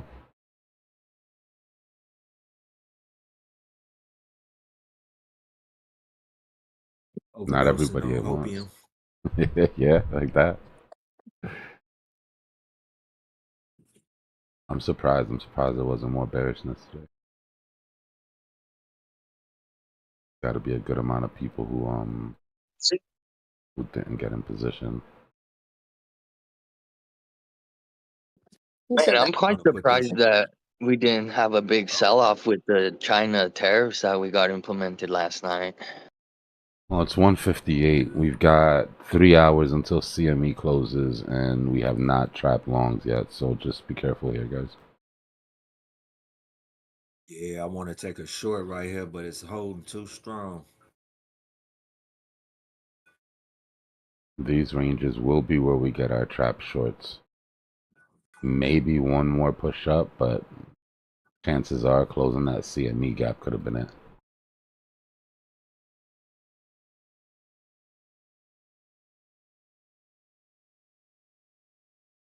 That's what I'm Does, expecting. Just Go does ahead, the sweetie. I'm SPY sorry. still have one? Or did we just close the SPY gap?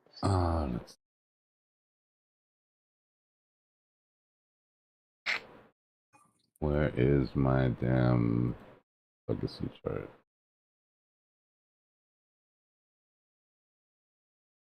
Not the currencies.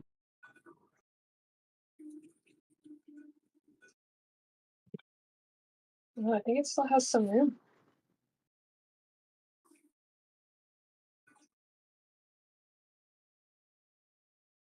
NASDAQ, though, is a monster.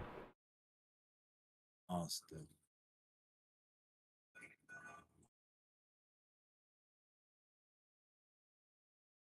Let's see. Let's take a look at SPY closer.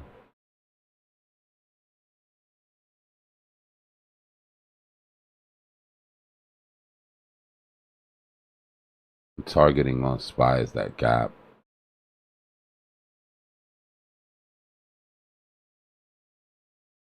Dbloc, I sent you a link in your messages. Not sure if you're interested. It's the Crypto Roundtable Live.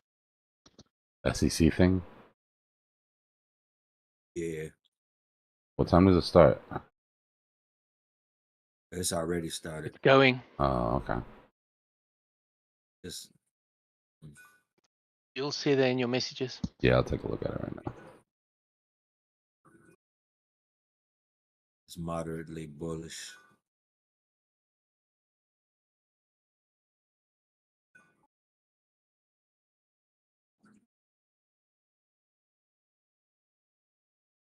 Oh, the Chinese yuan just played another Chinese yuan just played another devaluation game here. Hold on. Did it hit? Yep. We just saw it happen real time. Anybody catch that, Wick? That's I mean, anybody see it hit is what I mean.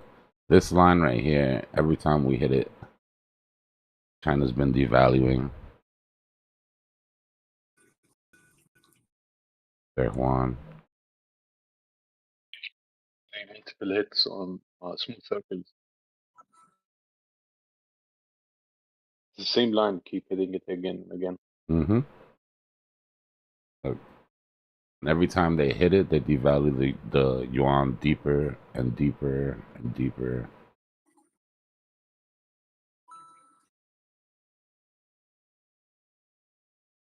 Real-time Chinese manipulation. Dbloc, seeing the DXY below 100 was weird for me. Like I felt like it's always been at 104, Yeah. 106, You, and you when I start looking saw it, at the dollar in your pocket different. You're like, yeah. But I couldn't. I don't know. It was kind of hard to digest that information because I couldn't quite remember. I mean, we wanted it to go We want it down, down. We want it down. right? Yeah. Okay. We want It it goes down. We down. want bad news. We want China to hit us with the hardest tariffs ever. We want, right now for crypto, unfortunately, we're rooting for bad news. We're rooting for what's going to force Powell's hand. Okay. Going against the grain.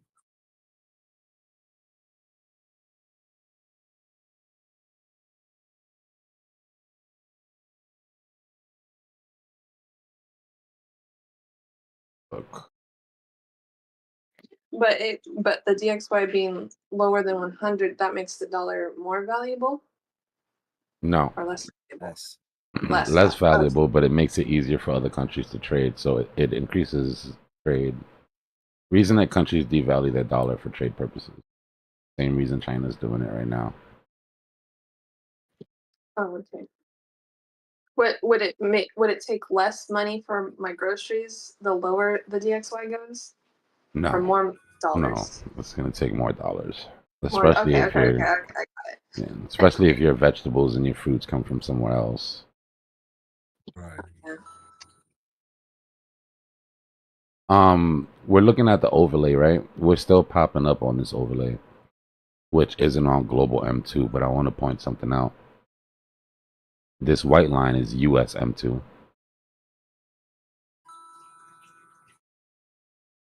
And look at this uptick that we're getting. Right, so money printer is starting to low-key go burr in the US. And it might have something to do with our deviation from global M2 here. If that makes any sense. Dbloc. Yeah. Don't be mad at me, bro. What'd you There's do? a lot of people that need you on this BTC chart right now because there's probably a lot of people that's about to get hurt. Hold on, I got think you. they're about to do that push, trap the shorts. Oh, we know where we're at. We're on, it's Friday. We're supposed to be trapping short. So we know not to go long into big impulsive moves on Friday. This is going to be very positive for us. The SEC just said now in the meeting their main focus is going to be the investor. They're going to look after investors. They want to really, really have a look into that. They're busy talking on it now. I think that might be very positive for the market. It could be until they stand up and start talking about protecting us from volatility. As long as they don't try to protect us from volatility, we'll be all right. Yeah, they're busy talking now. It's actually good questions they get asked. Give me a second. I'll pull it up. Is it on SEC's Twitter too, or just their page? I just sent you to the YouTube page. They're Gotcha. live now. Gotcha.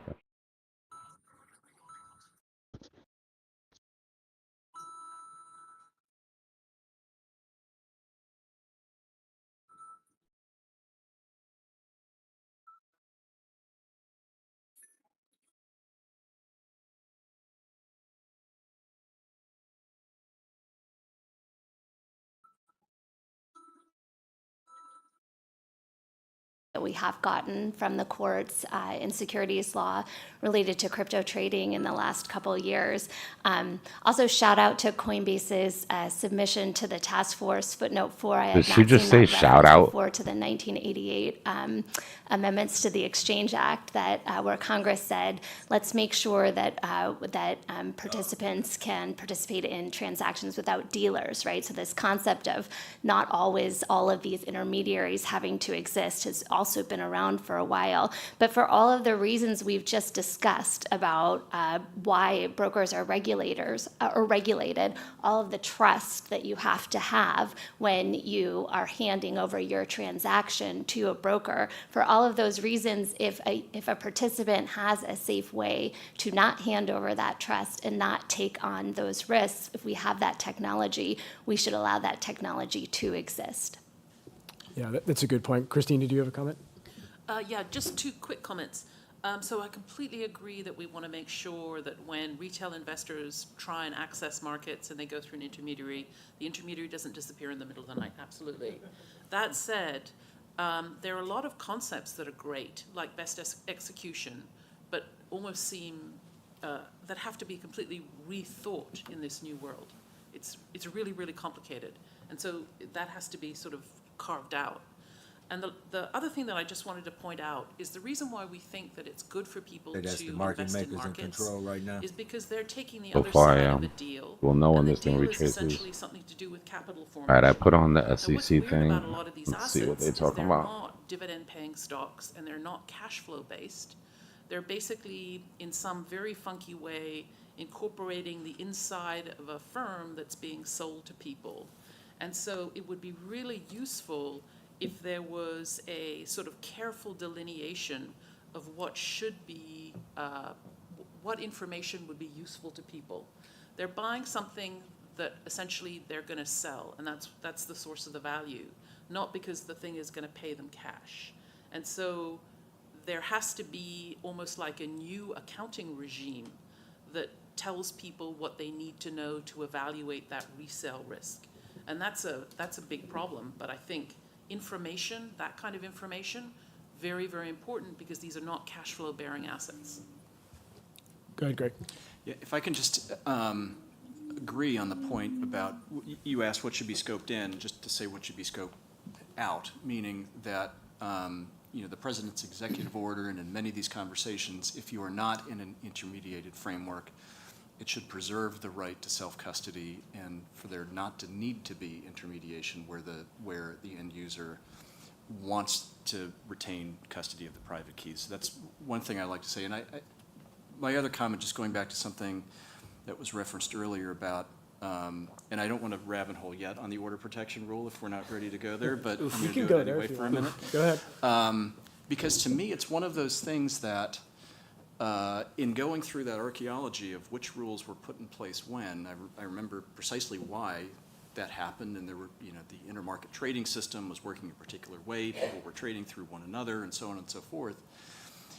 And so the rule was put in place. I'm of the point of view, going back to the discussion on Reg ATS, that we were just on the cusp of the competition that rule put in place, causing us to have the competition necessary to force people to see when and where their brokers went to the best price and how algorithms worked and how smart routers worked and all of those kinds of things. And I think I'm of the opinion that that competition would have gotten us to the right place without the need for all of the things that came along with the order protection rule. And the reason I say that is, and it goes back to what have we learned from how Bitcoin trades today. When we look at how Bitcoin trades, particularly now that we have the ETF and what happens in the trading window when there's creations and redemptions, it trades a lot like a large cap stock without any of the belt and suspenders and other things that are happening. It has similar transaction cost. In fact, it's less than many of the top decile of the S&P 500. And I say that because in this moment when we're going back to first principles, I think we have to ask, like, some things are going to be really important, investor protection and how we do segregation and so forth, but I think we have to examine each and every one to say, is this thing really still needed? And that to me was a good example, which is why I wanted to bring it up. So I'd really like to add on to that, because I think it's important when you talk about the order protection rule, which is one example here. I think it's important that everyone remembers that we have we'll soon have a new SEC commissioner, a chairman who was a commissioner 19 years ago and was a dissenting against Reg NMS. In his dissent, this is Commissioner Atkins, he specifically referenced the order protection rule as the reason for his defense and his dissent, and noted that it would focus innovation around speed, which indeed it had. And I agree with you, Greg. I think we would definitely have got there anyway without that. So it was whilst it was needed for a moment in time there, I don't think that's needed anymore, and we certainly shouldn't consider an order protection rule for crypto. I've got a quote here from Commissioner Peirce from quite recently. We ought not be bound by the way we have long regulated existing financial markets. We should welcome the opportunity to reevaluate existing regulation in the light of these questions and ensure its appropriateness for both traditional and new markets. A great statement. So I think, what I take from that is that we can learn a lot from crypto markets that can improve our traditional markets as well, like the order protection rule. Another thing that we had in Reg NMS was the ban on locked and crossed markets. Well, we have locked and crossed markets in crypto all the time. And guess what? They unlock and they uncross, and things seem to work fine. So I think we've got a lot of lessons. It's not just about imposing TradFi rules on crypto. It's about what can we learn from the evolution of markets from crypto and look at the overall rules that we have, including TradFi. Ty, go ahead. Yeah, I think I want to pick up on something a little bit earlier too. So for those who don't know, the order protection rule is a backstop for best execution, but it, rather than being related to brokers, it somehow applies to the exchanges and says you can't do something that you would otherwise do, which is a weird way to go about it, but there were good reasons at the time to take this approach. One of the things you sort of think about is if you have some of the disclosures we now have, bipartisan adopted during the first Trump administration, 605 and 606, which are order routing and execution relating disclosures. If you see trade confirms that actually tell the customer how their orders are routed. If you have, for lack of a better phrase, a useful tape that they can go back and do a transaction cost analysis on, so they know if their broker's really doing a good job or not. Because that's where institutional investors are going to be focused on. I need to know if they're doing a good job for me or not. And if you hear even many of the largest institutional investors in the equities markets are saying the order protection rule doesn't help us now as much as it may hurt us. But knowing how their orders are handled, knowing what the real market looks like from public tapes, and being able to perform an analysis, they can actually police themselves. So there, I think that that's a great example of the order protection rule exists as a best execution protection, but it's kind of focused on the wrong entities and sort of in a haphazard way that we could say, hey, maybe that's not the thing here, but it does put more focus on the need for the transparency of orders and executions across, frankly, on and off chain and across all of the different venues. One of the things to remember with at least a piece of how OPR ended up being implemented was it borrowed from how many of the ECNs prior to Reg NMS routed to one another. And so there was kind of this commercial adoption of, hey, you might have a better price. I'm trying to get a better price for my client. let's connect and we'll route to one another. And so the implementation of that and the requirement of it relied on private connectivity from one exchange to another. And I think that's something too to look at. I was thinking about this when Richard was talking about, best X from a broker-dealer perspective with respect to Bitcoin or Ethereum. Is really interesting to think about what does that look like in a world where a broker-dealer could have a crypto asset alongside an ETF, right? And I think one of the things that I just find fascinating is the spread plus execution cost in basis point difference between ETFs, the most liquid ETFs, and the cash crypto market. And there are different elements of what you can do. If you own, a Bitcoin, right, you can self-custody it, it's on-chain. But to me, those are just interesting things. And what is it about all of the built-up regulatory constructs that exist in U.S. equities, the adaptation, right? Don't discount for 1 second that market participants, whether they live in securities land, in equities, or in crypto, like the practitioners in the market are very thoughtful and mindful individuals that have economic objectives that are first principles of trading that, if there's a will, there's a way. And so regulation often is set, and then market structure evolves around it and becomes something that really, might not have been intended originally. And I think many of us that are close to equities feel that way, right? There are many things about NMS and OPR that have led to sort of the law of unintended consequences. But I would just say, like, coupling NMS too much with crypto trading, we also have to be mindful of not just addressing the things with NMS that we want to address, even though it's been tried many, many times. They're kind of two different things. And John, you raised a good point there regarding NMS aspects that perhaps we should absolutely not carry forward with respect to crypto trading. And I think there are probably, in my mind, perhaps more in that category than there are things we should maintain.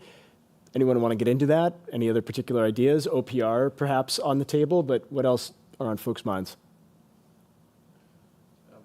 Dave, go ahead, yeah. I can start. There's probably most of it that should not, I think I would agree with you on that, Nick. I agree that NMS served a purpose at a time, and that markets have changed. And if we're thinking about a decentralized system fundamentally in cryptographic securities and cryptographic assets, it's hard to impose our centralized mindset on that, I think. There are many ways in which I don't think it's possible. Now, I think there are ways to consider if we are bringing tokenized securities on exchange and providing a framework to support the existence of tokenized securities side by side with traditional securities. There are probably things we can think about in terms of maybe market data consolidation, but it's always going to be imperfect because these things will also always trade in other places. And it's not just that it will trade in other places domestically, but it's a global system. And so I find the idea of trying to envision how you consolidate that from a regulatory perspective to be one that's very difficult to kind of get my head around. I don't think that should prevent the SEC and the CFTC from working together to build platforms to collect data from all of these places where anything that might be under their purview could trade, and to look much more like a data-centric and data-forward regulator that is, if not collecting it themselves, working with excellent vendors in the industry to accomplish it. Because if you consider the state of the art right now in firms like Cumberland, I would think of DRW as probably having state-of-the-art data systems and analytic systems, right? And then you think about what regulators have today. We're so far apart. I find that really disturbing, and I find it really hard to imagine how you can regulate and oversee a market without having those kinds of capabilities. And it really gets into questions around what I think Reg NMS has done well through this consolidation is to help to at least surveil markets and address market manipulation issues. I think market manipulation is a real fundamental problem in this space, and I wish I had a good answer. I don't have a great answer for how you get there, but I do think that needs to be front and center in any regulatory efforts is understanding and measuring and collecting in order to figure out how to police and enforce issues around market manipulation. Well, and in many cases, there's a public blockchain that could be referred to, right? Does It's anyone like a want to tackle panacea, right? that? Like all the fact that this is all on chain should be like a panacea for analytics and data, and yet, you know, I don't think regulators have gotten there yet. You can keep riffing if you want, or if anyone else wants to jump in with that. Well, it's sort of, I mean, there are some analogs, right? So to the extent that you have, for example, you know, transactions that don't occur on exchanges end up being reported someplace, right? And so you have a data stream that the world can reference, regulators can reference. You know, I appreciate, by the way, the pitch for the SEC having like a Midas system for digital assets. I'm all for it. Let's go. Get some economists working on it. Are you going to spin up that business? Are you going to be the the vendor staffing guy? proposals? Yeah. I'm not sure how that's working right now, but we'll see how it goes. But one of the things I think we really want to focus on is for Reg NMS, I would say there's a lot that goes with it too, right? Like, for example, you do have mandatory disclosures that people are able to see. You get to know in general how your broker's doing. You get now, for institutional investors, you get to know really specifically what they're doing for you. You get to see the trading venues, how good a job they're doing. Those are things that I think should be carried forward. Maybe not the way they're structured in NMS, but that function needs to happen. Because again, I'm coming at this from, if you're trying to get sophisticated institutional investors are going to be perhaps a little bit less cavalier than maybe the wealthy individual who's out on his E-Trade account after finishing his day as a dentist. Or otherwise, those folks who have fiduciary obligations are going to be really cautious about interacting with firms that they don't have a regulatory backstop for trust and they don't have a regulatory backstop for resilience. So they're going to feel a lot more comfortable dealing with someone who's registered as a broker-dealer than someone who's not. They can explain to their boards why they hired an investment advisor that has a registered investment advisor that has a regulatory framework that their boards understand, than, hey, this is someone who's not a registered investment advisor, but they're going to take care of this stuff for us. I just want to agree with that. I think that particularly as the functions, collapse into an entity that, there are potential conflicts of interest, the best way to cure those potential conflicts of interest is with disclosures. And whether that's a trade confirmation or, the sorts of things that 605 and 606 and all of those things give you, give investors and put in their hands the information they need to be able to make educated decisions about, is this happening in my best interest or not? And I think with those disclosures, being able to be more efficient and doing these things in a way that takes advantage of settlement and puts together, some of these functions to make them operationally more seamless, I think you get the best of both. Well, go ahead, yeah. I was just going to add on to that. In addition to just thinking about multiple Is our functions weekend trap in ready, a King? single entity. Over. It's not just disclosures. When the technology advances, that you end up losing the reason for having that natural segregation, like for clearing agents. It used to be that clearing agents exist both to take centrally custody assets, but perhaps also because the time for settlement took so long, those things are disappearing, and so then it can make a lot more sense, and you are not in the risk profile that you were years ago in a crypto trading world if someone is performing those functions of a clearing agent without those risks alongside other functions. So just to build on what Greg had said there. What about using the blockchain for price discovery, transparency? Any thoughts on that?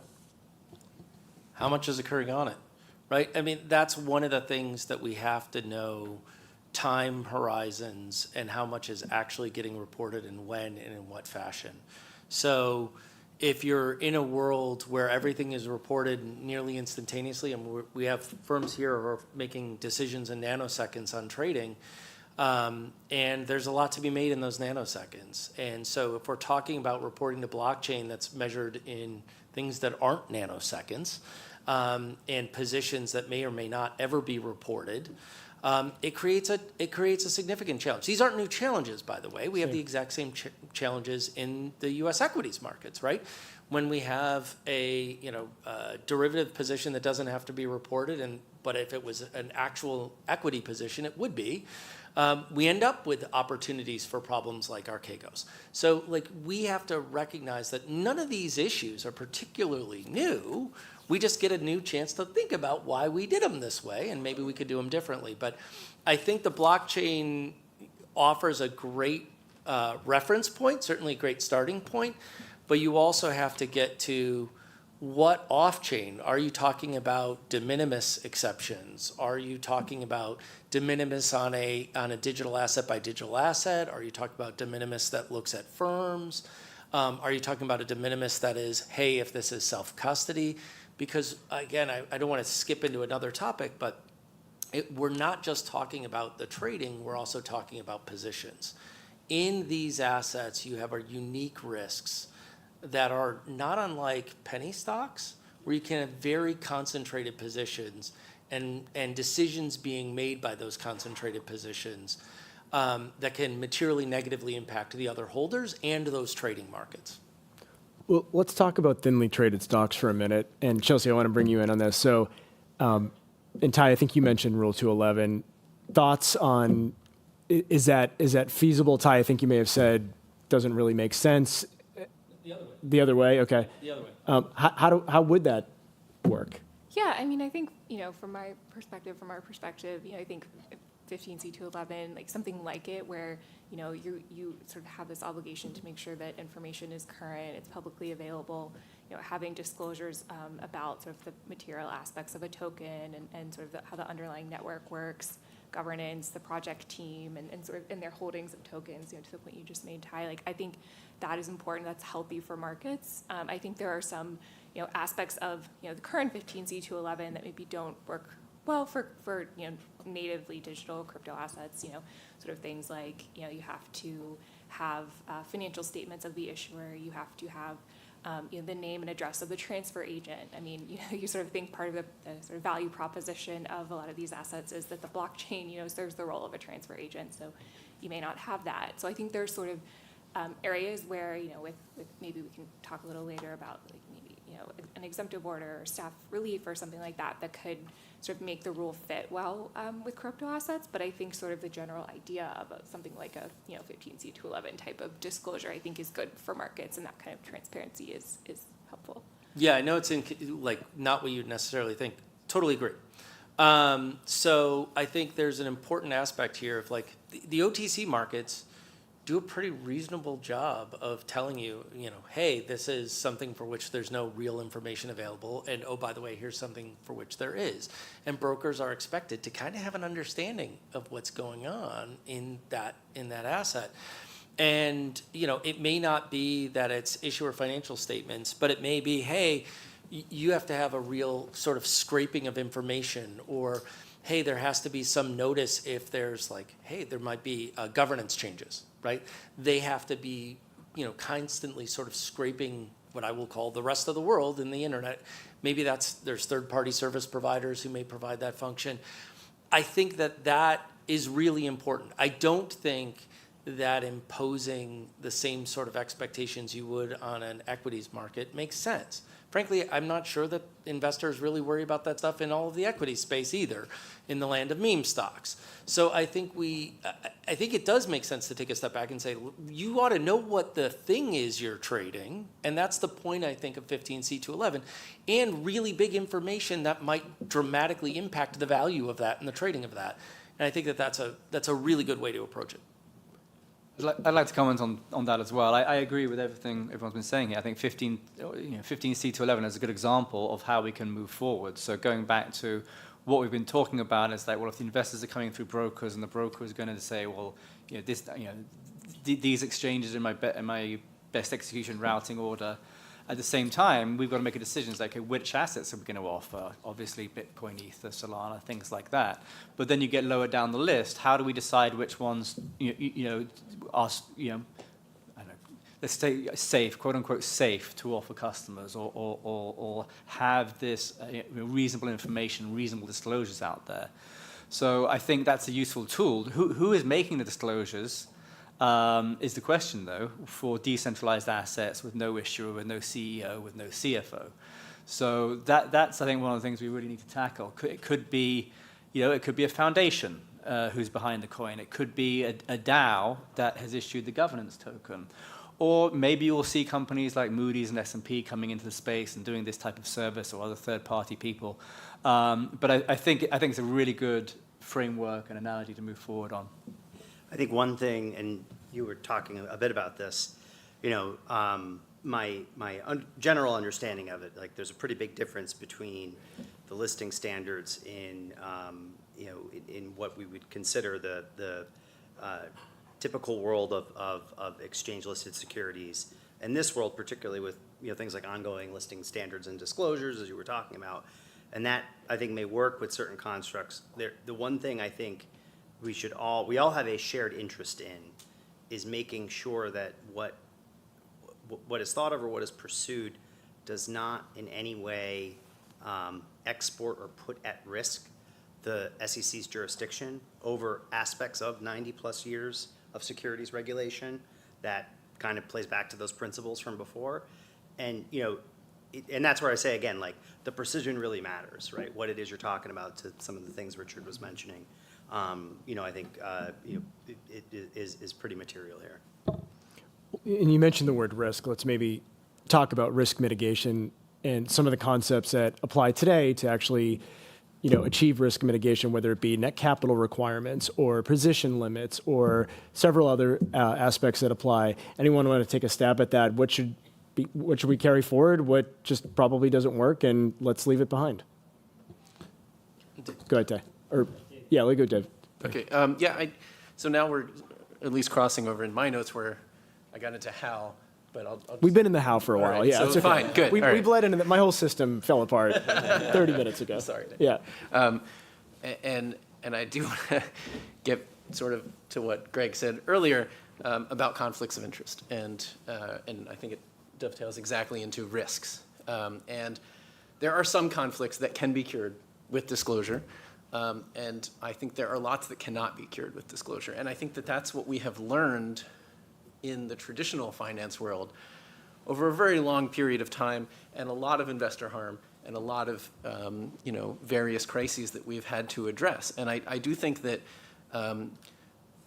the vertical integration we see in the crypto industry, I think that there are some good reasons for it, and that there are some concerning reasons for it. And I don't believe it's just about the prohibition, on the other side, the prohibition of vertical integration in the traditional finance world is not just based on settlement times. There's a lot more that goes on because we have decided in the traditional finance world that we need structural safeguards in place to control things like an exchange that trades on its own platform with a proprietary trading desk, an exchange that issues its own tokens, has a real fundamental conflict and vested interest in the token's price. Combining custody with trading means the platform can hold customer funds. That was obviously a serious problem with FTX and Alameda. When one firm is the sole venue and intermediary, competition can be stifled. You can often not see the benefits of best execution, especially if there's no affirmative obligation for it. So that could be something that could help. It can lead to concentration, and that can lead to systemic risks. I don't think we're seeing that, and I think as long as we stay sort of sufficiently decentralized in this space, maybe the systemic risk issue isn't as much of an issue. But I do think that there is a reason that we have decided. Yo, this guy's boring as hell, but he's cooking right now. Separate certain conflicts rather than just depend on disclosure, and that is not to say that I'm a very big fan of disclosure everywhere that we can get it, and transparency everywhere we can get it. But I think we've seen a lot of fallout when we have relied on disclosure first and foremost, and I don't want to see those mistakes repeated here. Christine, you want to jump in?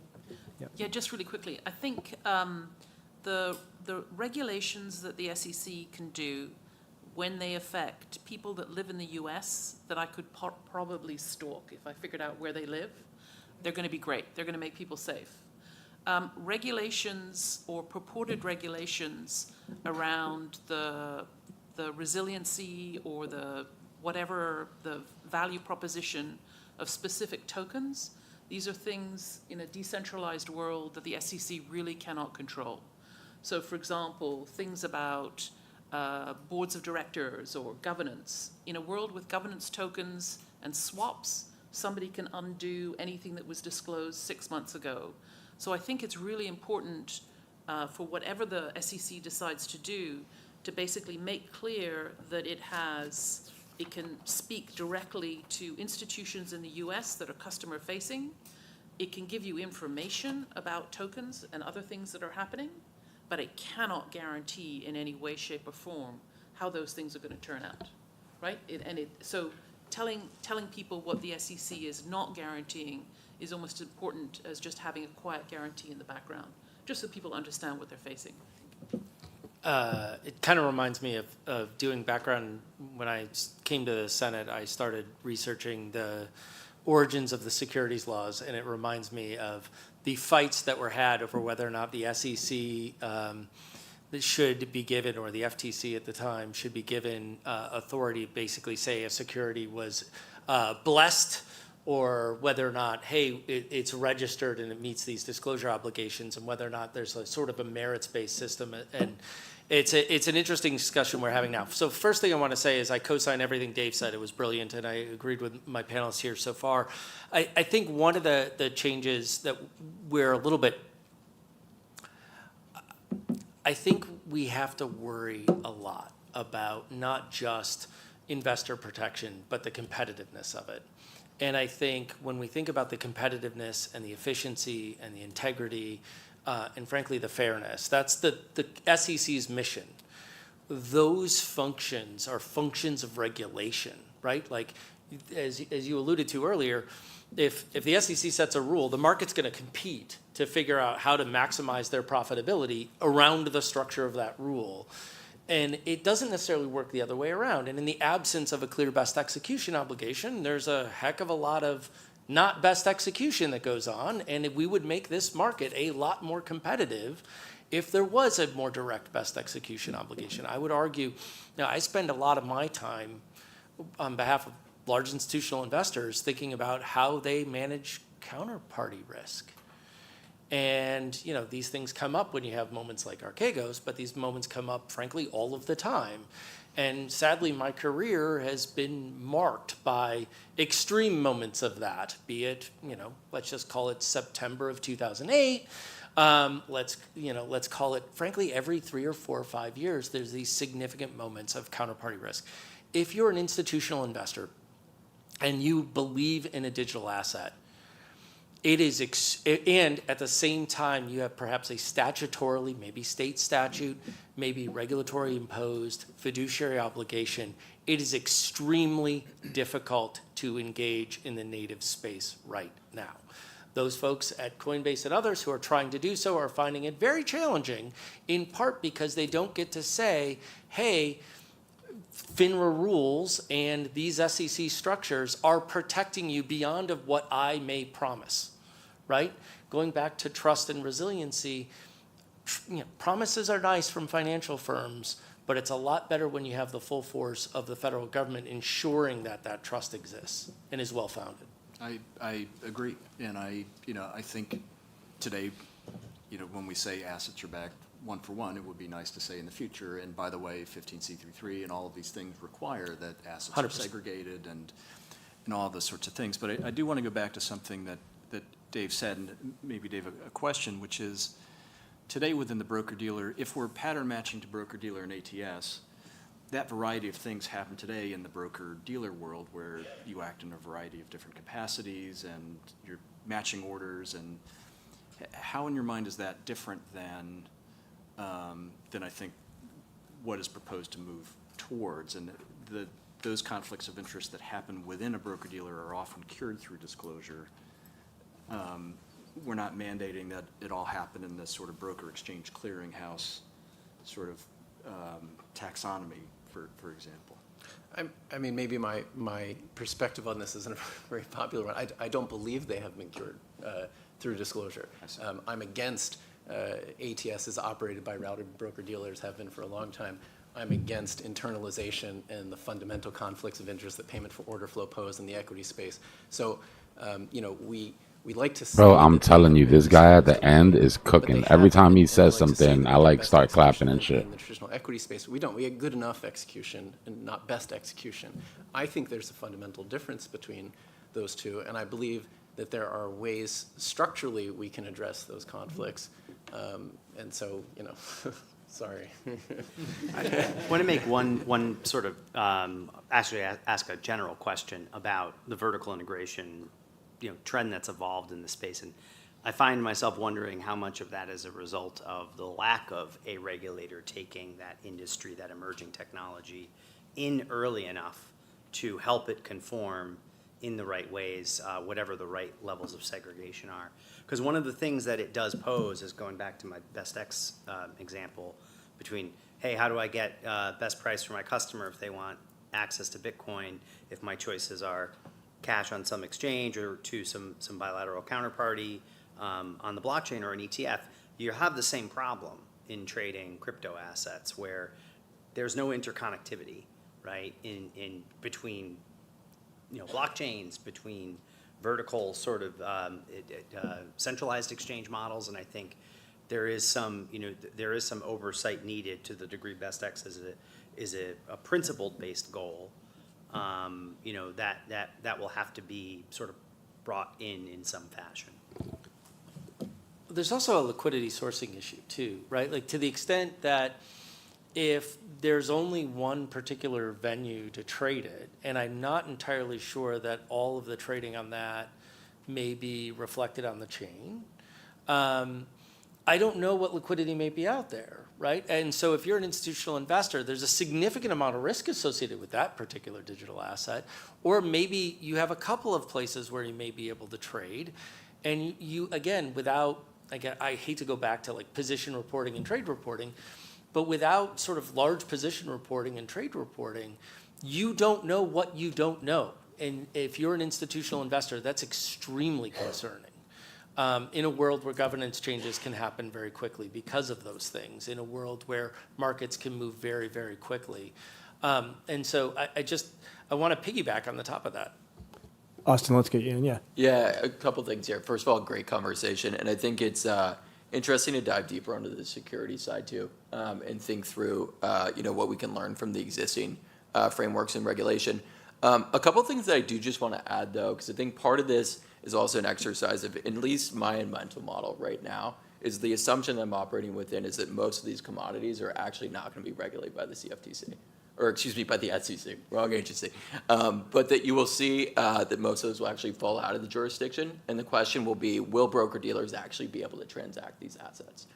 The thing that I will add here is I think striving for best execution is great. I think it is impossible if you're just looking at the US markets, and I think the data 100% proves that, right? And so I think that the question for us to be asking is, if we want to be competitive at a global scale, if we want institutions to come into this market and continue to come in and trade, what is the path for us to actually compete and win volume onshore, right?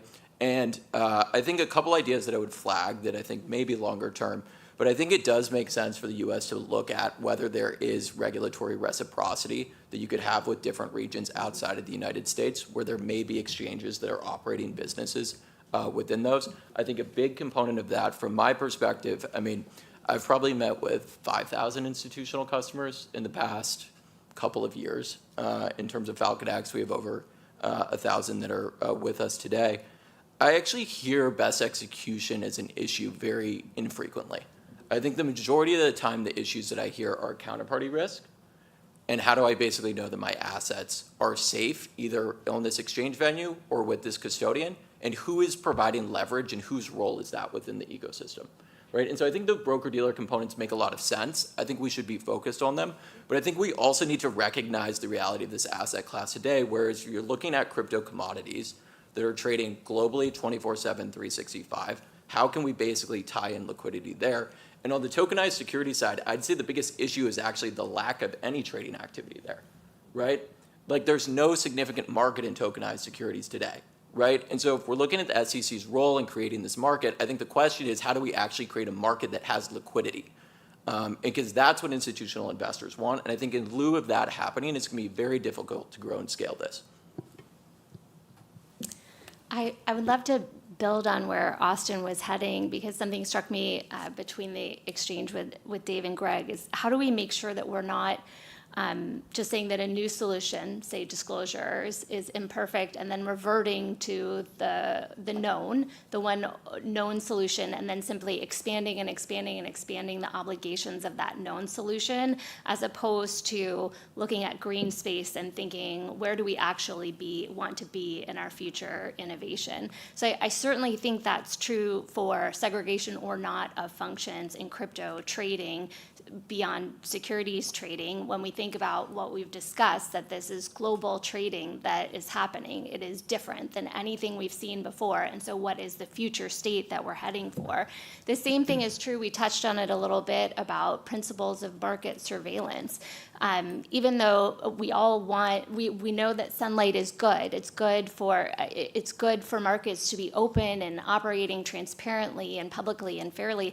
All of that makes sense, but the world is moving towards a space where granular data collection is increasingly available, and that granularity comes with sensitivity of that information, confidentiality of that information, and frankly, uselessness of that information when we're talking about individual day-to-day economic activity. So how are we designing our future market surveillance structures, whether that's in a securities trading regime or a broader trading regime, to operate globally, but assuming we don't want to, and I certainly don't, not march us on a path towards mass surveillance of every single corner of economic activity on the globe. I don't think that's necessary to mitigate any of the risks that any of us care about here today.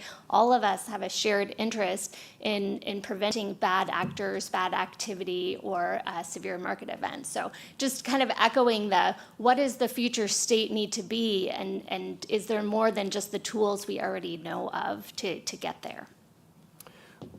And in terms of go ahead.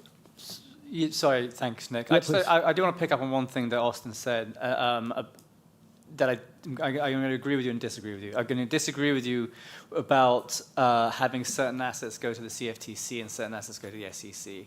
I think we need to stop pretending that it makes sense for it to be two separate regulatory agencies. They should really be merged. So let's not, when we make new rules, we're not going to do that, we're not going to solve that today, but when we make new rules, let's not exacerbate this silly separation that we have. People want to, you can trade the TQQQ is very similar risk profile to a NASDAQ futures contract, but different regulators. So I think we definitely, and that was one of the issues I had with the FIT 21 bill, is that it did have this bifurcation. So I hope we move beyond that in the new market structure bill. But what I think you are absolutely spot on about is the global nature of this asset class, and Catherine echoed that as well. And that's clearly, a lot of these activities are outside the jurisdiction of the SEC. So we have to recognize that the SEC can't regulate everything here. And if we start with saying, well, obviously they can't regulate global markets, then we need to understand that, well, these global markets are going to be trading anyway. And, they may have different prices in Korea or other areas. Is going to those markets best execution or not? So I think we have to think about that. And maybe to your point, Catherine, is that there's going to be other markets that are going to be fully decentralized. No headquarters, no owners, and so forth. And I don't know if it's going to be possible for the SEC to regulate these venues. And so we may end up having to have kind of a version of rules for the US, and there's going to be for the institutional investors and for everyday folks who are less experienced. They can come through a regulated broker-dealer, but we have to be aware this is a global asset class that trades 24/7, and there are going to be pockets, very, very large ones, it sounds like, that are trading outside of the purview of the US government here. Okay, so I have very bad flashbacks to late 2009 and early 2010, working across the park here in the United States Senate building and trying to negotiate with a very shy person, you may have heard of him, Gary Gensler, about what he thought cross-border derivative regulation should look like. And it went about as well for me as it did for many staff here. I apologize. The reality is these issues aren't new. As it turns out, commodities trade globally. As it turns out, there are other trading venues outside of U.S. jurisdiction. I think there is something you mentioned earlier about reciprocity.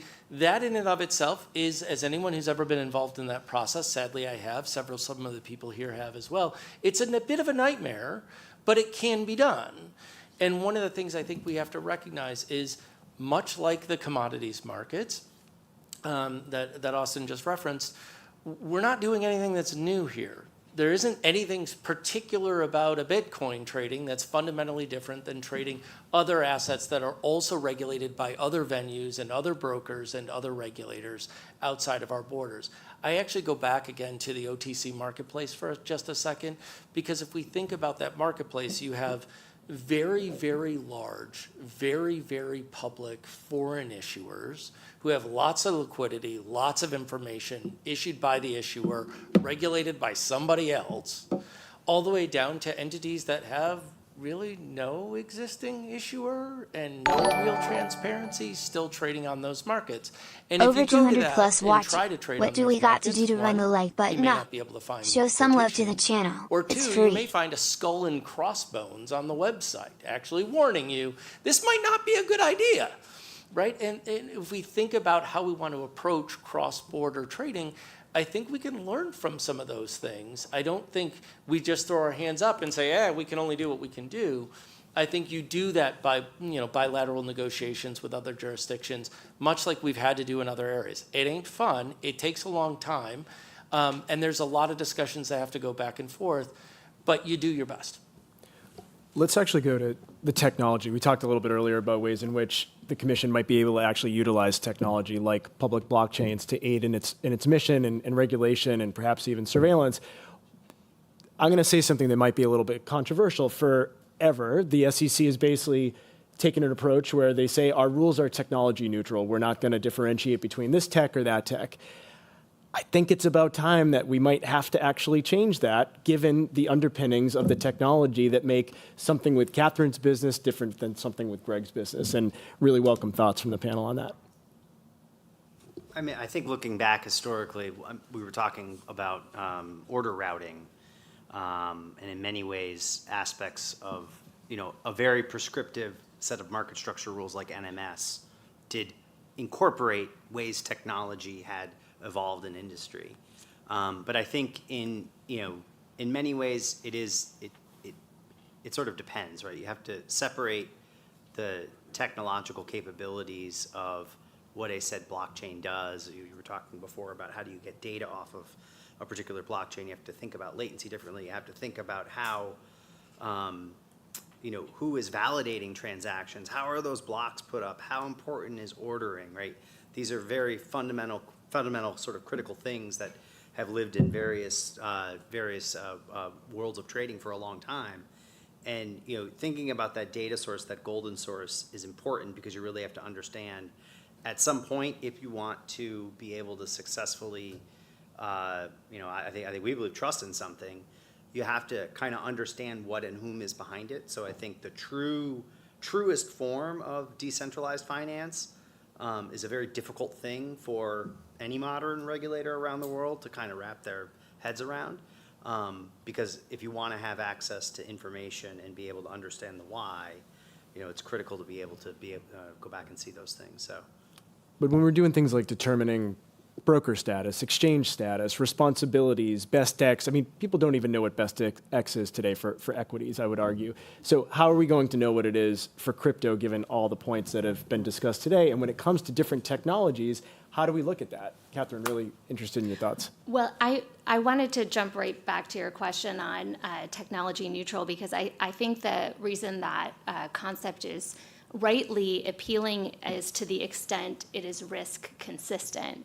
But there are new technologies sometimes that changes the risk profile. So technology neutral when the risk is consistent regardless of the technology, but perhaps not technology neutral, or perhaps risk consistency is the overarching principle and technology neutral is a subset of that. So just wanted to add that piece in.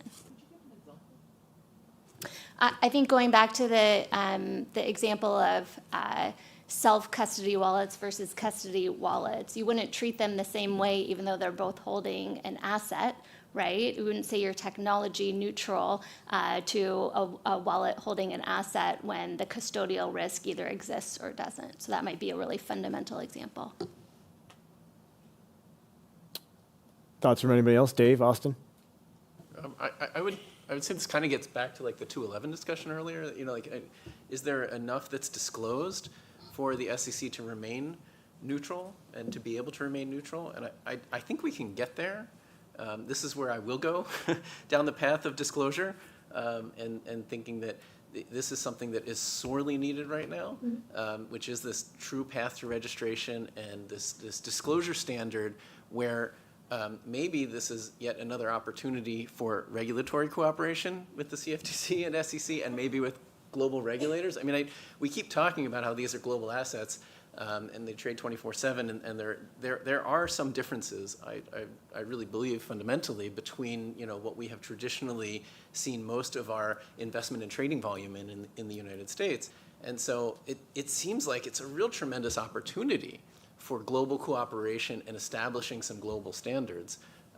And I thought, again, back to Cumberland's piece, the written proposal with the changes to 211, I thought were really excellent and a great starting point for building off of a disclosure regime that can have enough information in it that, then at least investors can make their own determinations around risk and start to get their head around it in a standardized way. Because I think one of the big problems here and one of the big impediments to both institutional and retail adoption has been a lack of standardized disclosures and the inability to get sort of plain language information to less sophisticated people. Not everyone understands the nuances of various consensus protocols across different blockchains.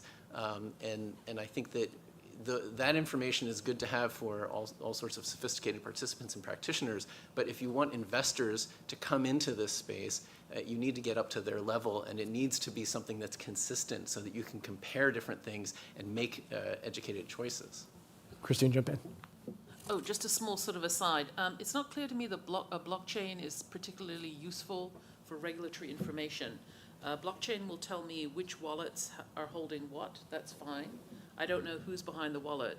And it's also sort of, when transactions happen, basically things get written onto the blockchain by strategic actors, and they can choose when that information hits. So basically they can do essentially a private transaction. So it's perhaps not the best way of monitoring what people are doing. So she just tipped off the thing I was gonna go to, which is when you're talking about, again, what an institutional investor or what an investor wants to look at, they want to know what the market will look like, and they want to look. They've already made the decision, perhaps, based on whatever they know about the digital asset. So I'm going to set aside what the investor thinks, whether or not they want to make a decision to invest in the asset, and focus on what are the things that once they've decided to make the investment, what are the things that are giving them pause or keeping them out of the markets altogether. A lot of it is that trust, right? And so if one is the trust in the trading of the markets, are they looking at real prices or real data? And if they're only looking at blockchains, they know there might be a lot more to the world than what they can see. They're worried about whether or not their broker may be ripping them off. They're worried about whether or not the asset that is custodied is real and safe and secure and bankruptcy remote. They wonder about whether or not their broker is actually surveying all of the things, and maybe their broker is just sloppy, right? These are all things we can see in traditional trading markets that we can't see here. And so if you try to scale that up to millions or billions of dollars of investment for a single or maybe a handful of institutional investors, those things go from things that maybe I, in my retail crypto account, might ignore, but they're not going to, and they can't. Chelsea, jump in. Yeah, I mean, so just piggybacking off of both those comments and kind of thinking about how timing mismatches work between transactions and then it showing up on the blockchain. I think that can sort of actually lead to, you know, Austin's point about, you know, needing to have commodities being able to be traded alongside with securities, you know, pairs together, because I think, you know, otherwise you're going to sort of face a situation where a lot of times that we at Cumberland face today, where you've got sort of one side of the transaction happening in crypto and the other in fiat, and you've just got these timing mismatches where the crypto leg can be settled essentially right away, but then the fiat leg might take, you know, it might take a day, it might take multiple days if it's over a weekend, and so, you know, to tie to your point about counterparty credit risk, like that, you know, if you're going days with one side having settled the trade and the other one sort of waiting to settle, like, I think that creates a lot of risk that, you know, if you've got stable coins in the mix and you're able to have a broker dealer that can have, you know, stable coins trading alongside, you know, whether it's tokenized securities or natively digital securities, I think that can help mitigate a lot of the, you know, counterparty credit risk that you have. But I think there are a number of barriers to that. And I think one is this concept of, you know, automatic 100% haircut that we saw, you know, in the vacated dealer rule and otherwise for, you know, non-security crypto assets. And I think, you know, maybe that's justified for some, you know, crypto assets out there that are, you know, less liquid, more volatile. But I just think, you know, for Bitcoin, for Ether, for stable coins, just to say automatically we have a 100% haircut, you know, without kind of looking at the data of like, is that warranted? I think, you know, that's going to kill a business that where, you know, if you're trying to put, you know, commodities and securities, crypto assets together under one roof. I just think it's going to make it prohibitively expensive to do that. You know, so I think we should at least have sort of a data-driven look at whether that makes sense and whether, you know, maybe we start with sort of the standard 20% haircut for readily marketable commodities. We say, which crypto assets do we think are readily marketable? I think, you know, sort of piggybacking off of what John said, you know, if we've got crypto assets that are liquid enough to support, you know, ETPs trading on the underlying or futures trading on the underlying, like maybe that's a good place to start of like, do we think those are readily marketable? Do we think those could have a haircut less than 100%? But those are just my thoughts. And we're at time, and I think that's actually a really good segue to session 2 at 3:30. So we're going to take about a 30-minute break. I hope our internet friends are still here with us. Thank you for everyone here who's stuck with us, and I thought that was a really great conversation. Looking forward to picking it back up. Thanks. We're still here, buddy. We're still here. Guess that's us as internet friends.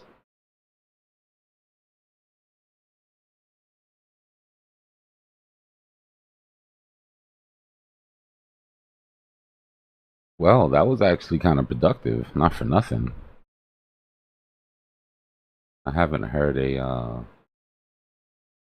government meeting like that about crypto where people don't start saying stupid shit. Like a table full of people that actually know what they're talking about was kind of surprising. Nobody had to explain what a stable coin was.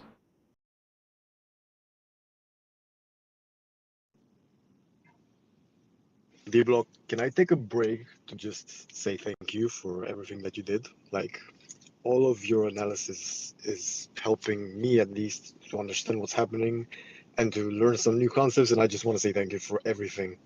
No, I appreciate you for being here, brother. I'm glad you're getting some value out of it.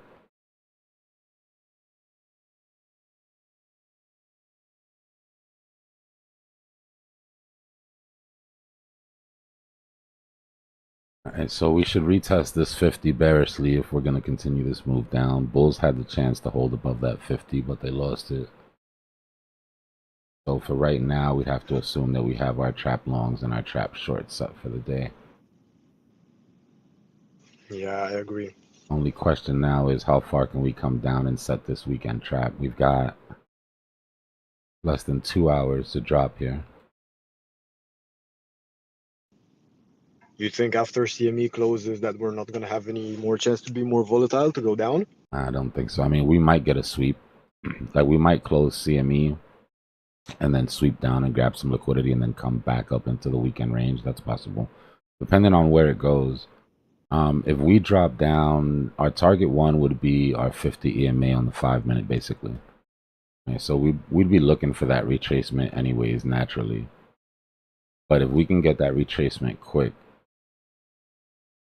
and we can break that 50, Then we can go golden pocket, clear these liquidations. This would be a more natural place, in my opinion, for the weekend trap. Right in the middle of both. Let's talk about their voices, bro. How about everybody on that panel sounded like somebody in this Discord? It was killing me. Even the lady at the end sounded like BJ. One guy sounded like you. Bro, I was laughing my ass off the whole time. I was like, they cloned our Discord for this SEC meeting. That's funny.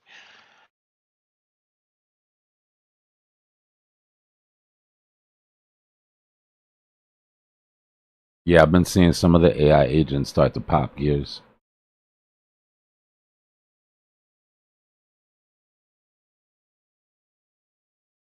You guys loading? Let me restart the stream. We're at 11 hours anyways. That's probably a good sign for me to restart the stream real quick. Guys, if you're new, we'll be back in 2 minutes. Doesn't take us long to restart. Hit that subscribe button, hit that bell notification so you get alerted when we come back on.